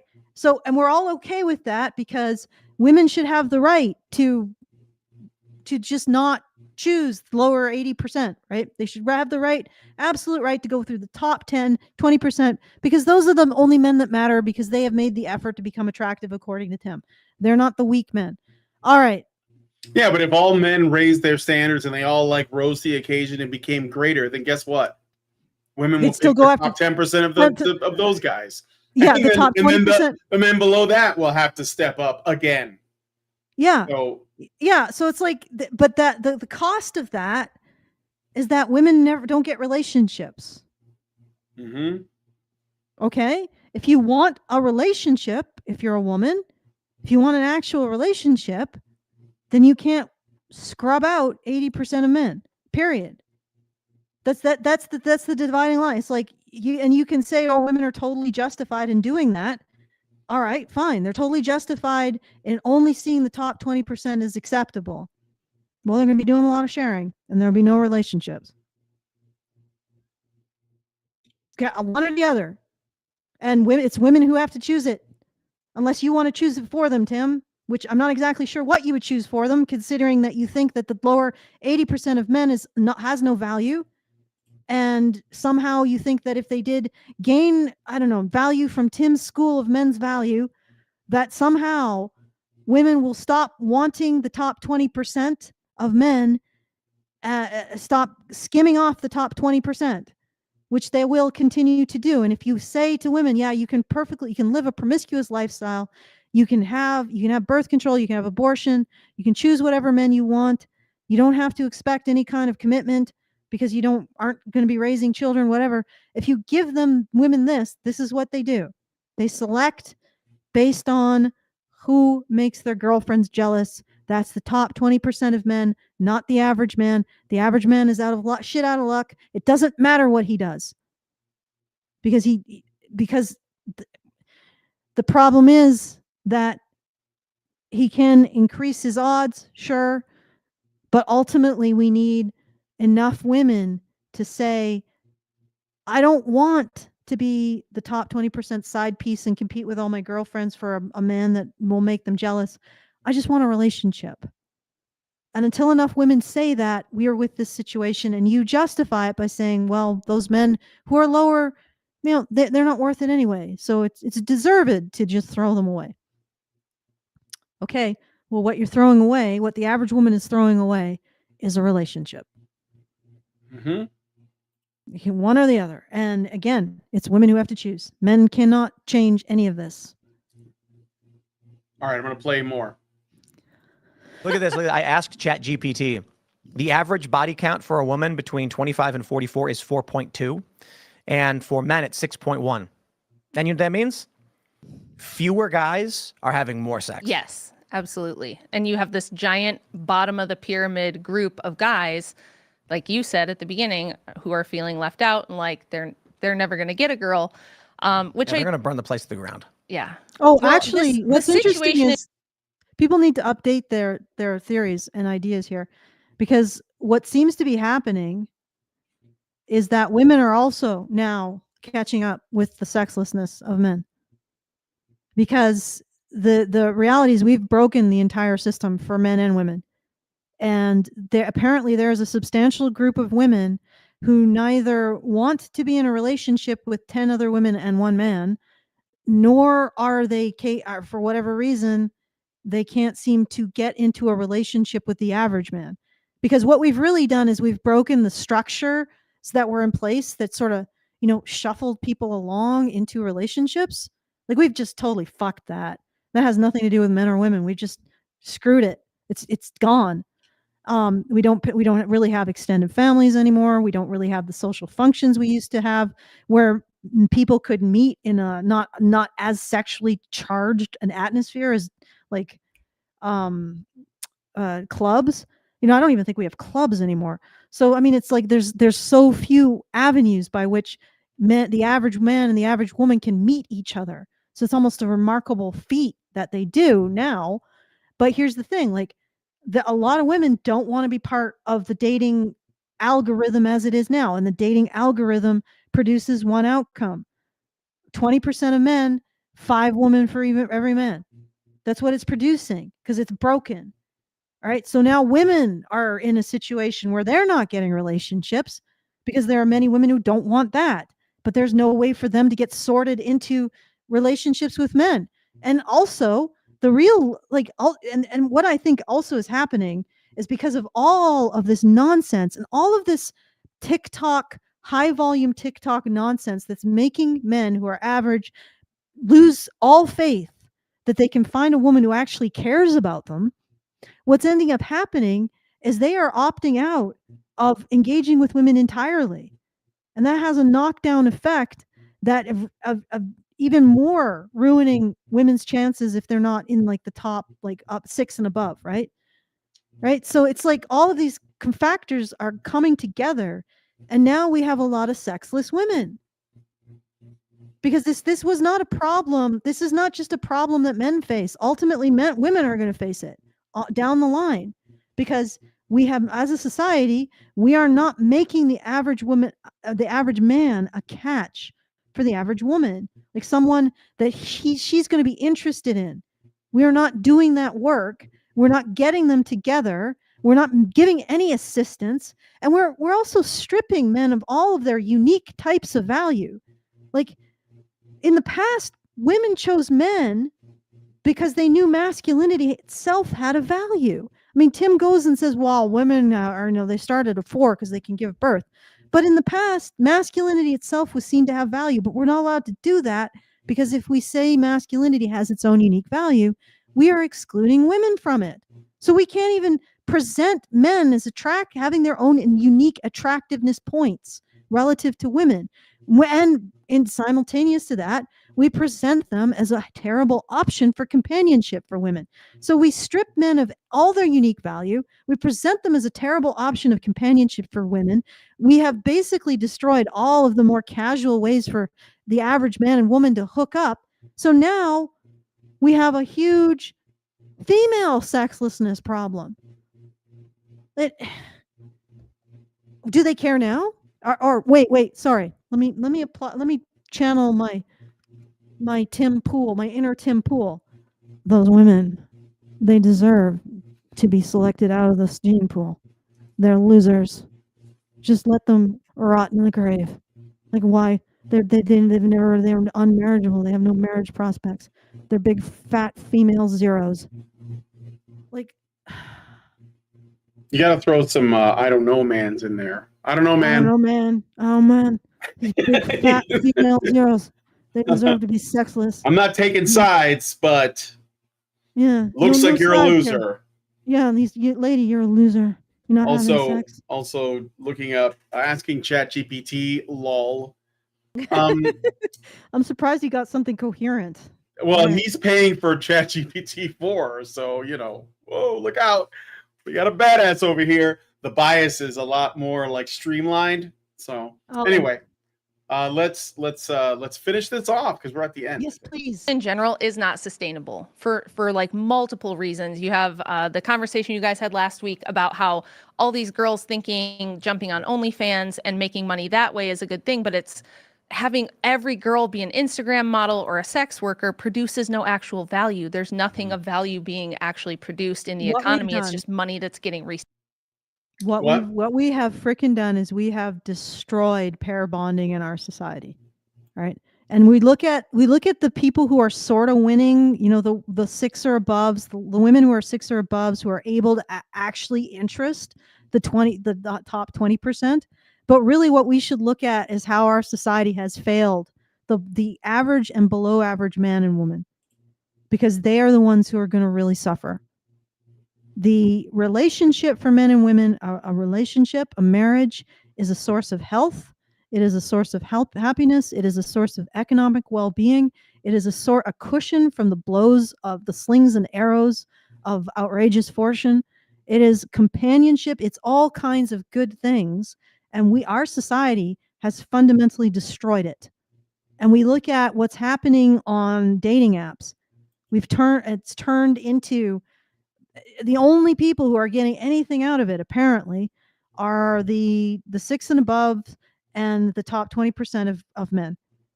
And we look at that and we're like, you can look at that and you can say, well, women are really, making out like bank, but are they? And certainly they aren't if you go low enough. If you go low in the attractiveness hierarchy. And I'm not saying that women worst, women most affected, but women are affected.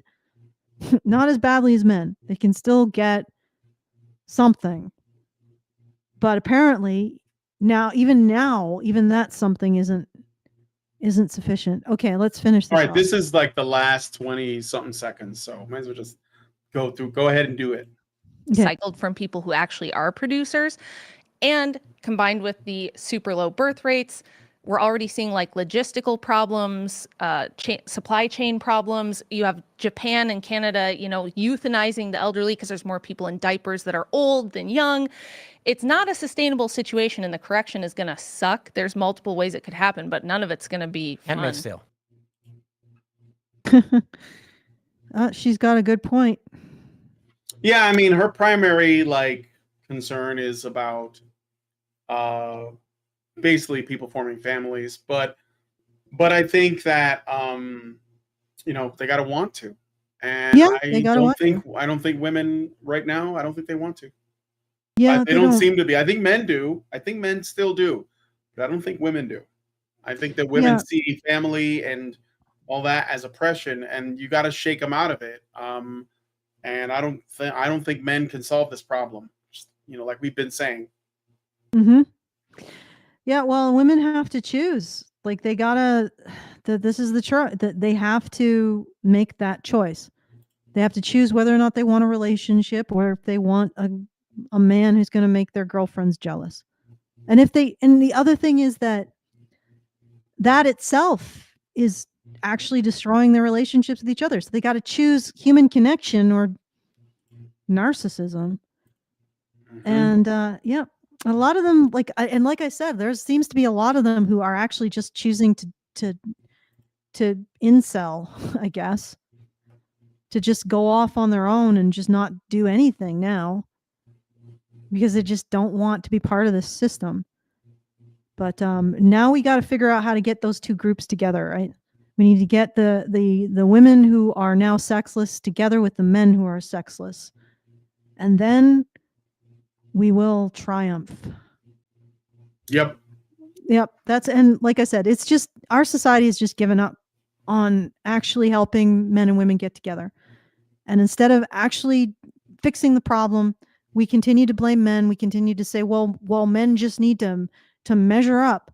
That's like, well, you know what? Actually, now that I think about it, if women are opting out of this whole system entirely, that means that it's not the men, because they're even opting out on trying to compete for the top 20% of men.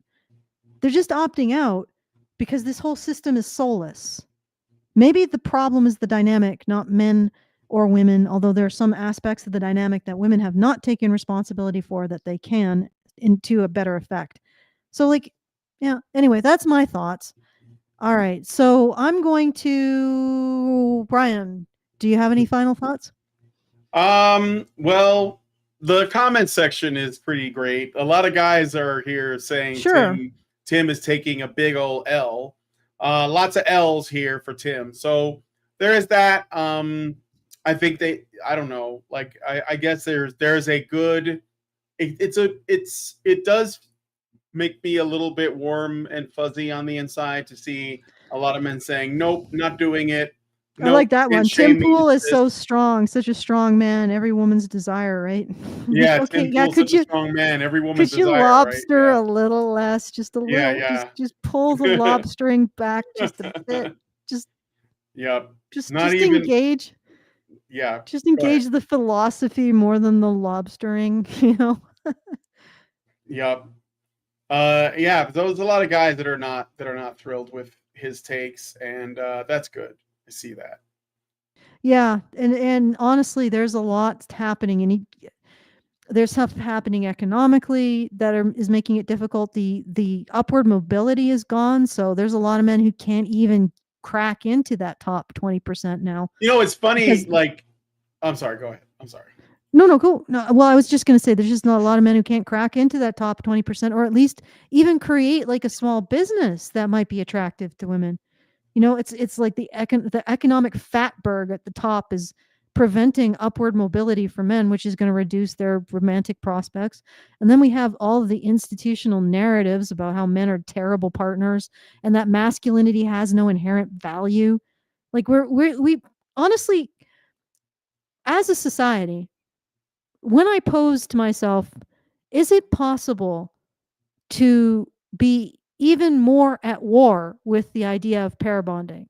Could our society do anything more to try to destroy the relationship between men and women?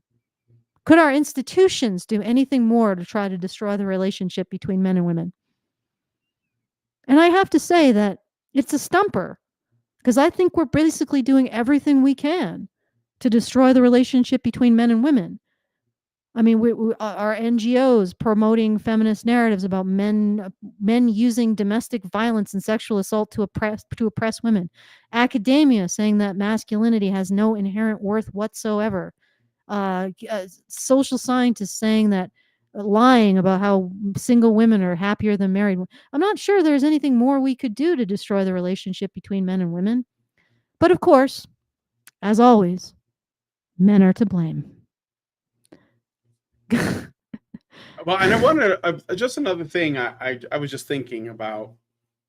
So men have essentially throughout all of human history tried to build and create and cooperate to create a space or society and a civilization for the purposes of protecting women and children so that they can continue their legacy and the human race can thrive and grow.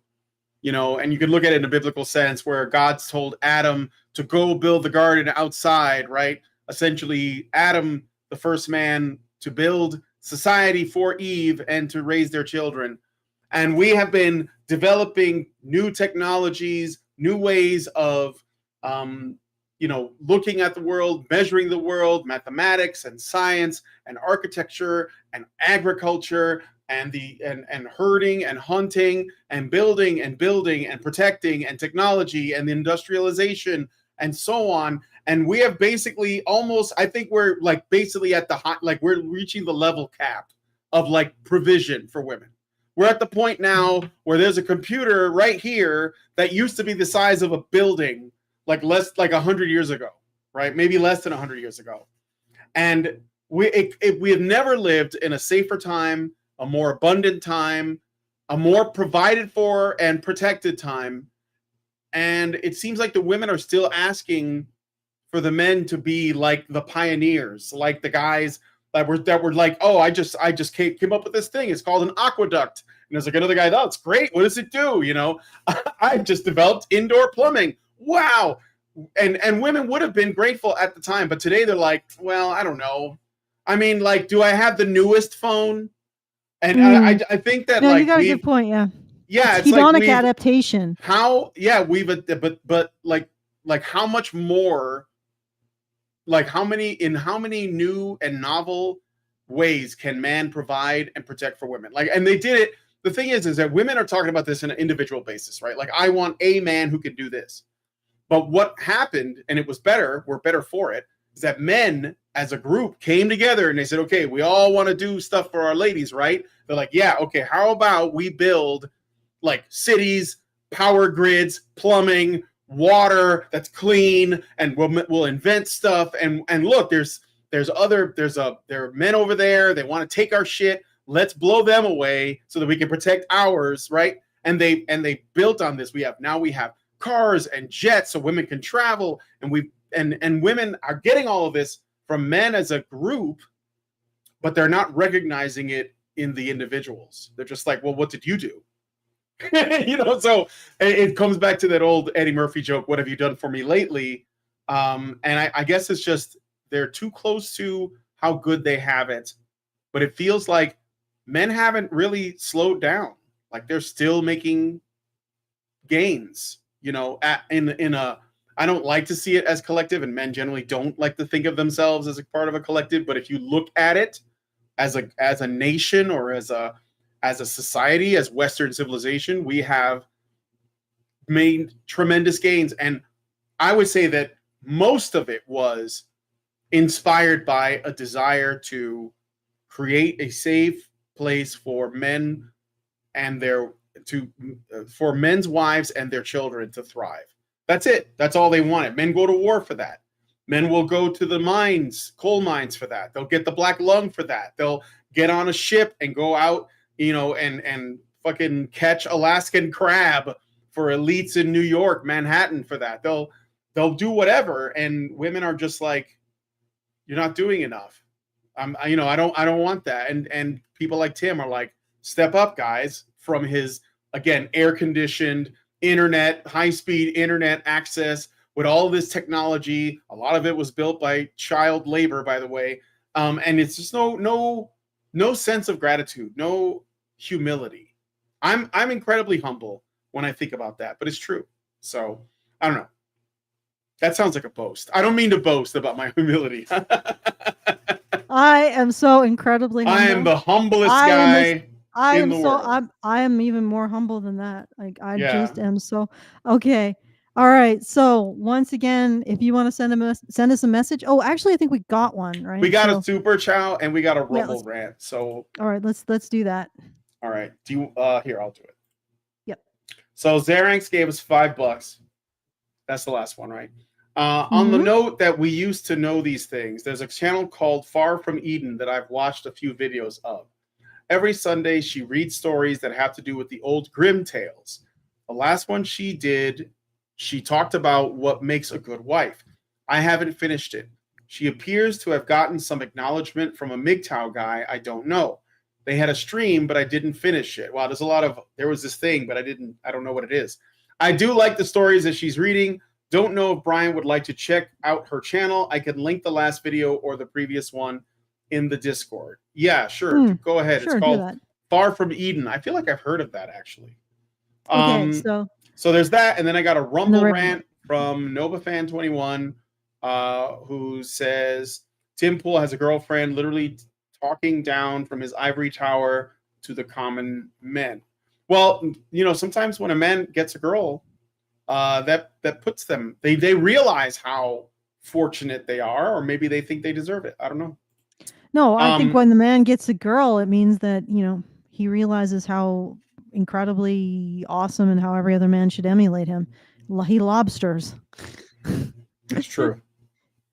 Click, click. Oh, man. Click, click. Click, click of the pictures. Click, click, click, click. You heard it here. Instead of grizzle, grizzle, it's click, click. All right. So if you want to send us a message at any time after the show is over, you can do so at feedthebadger.com/justthetip. We get the full benefit of whatever you send, and you get to send the benefit of sending us a comment, not through YouTube's comment system. Also, it'll sit there, and we will ponder it, and then we will address it at the next show. And once again, we are going to have our monthly support options up at feedthebadger.com/support, which will include a promotional poster that you can purchase, a silk screen poster. So it's like a limited edition poster. It's like the original NTFs or NFTs. Like prints are the original NFTs, like the real ones that you can hang on your wall and actually have something.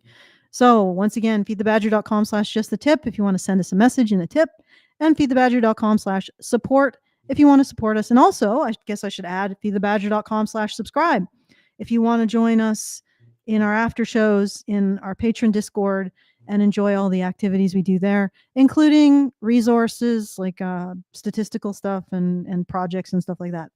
So back to you, Brian. All right. Well, if you guys like this video, please hit like, subscribe if you're not already subscribed. Hit the bell for notifications. Leave us a comment. Let us know what you guys think about what we discussed on the show today. And please, please, please share this video because sharing is caring. Thank you so much for coming on today's episode of Maintaining Frame, and we'll talk to you all in the next one. Are machines, dude. Okay? They are literal machines. They are talking point machines. They are impossible to fucking deal with, especially if you have like a couple dudes who have good memory on top of that too. Holy shit, you're fucked.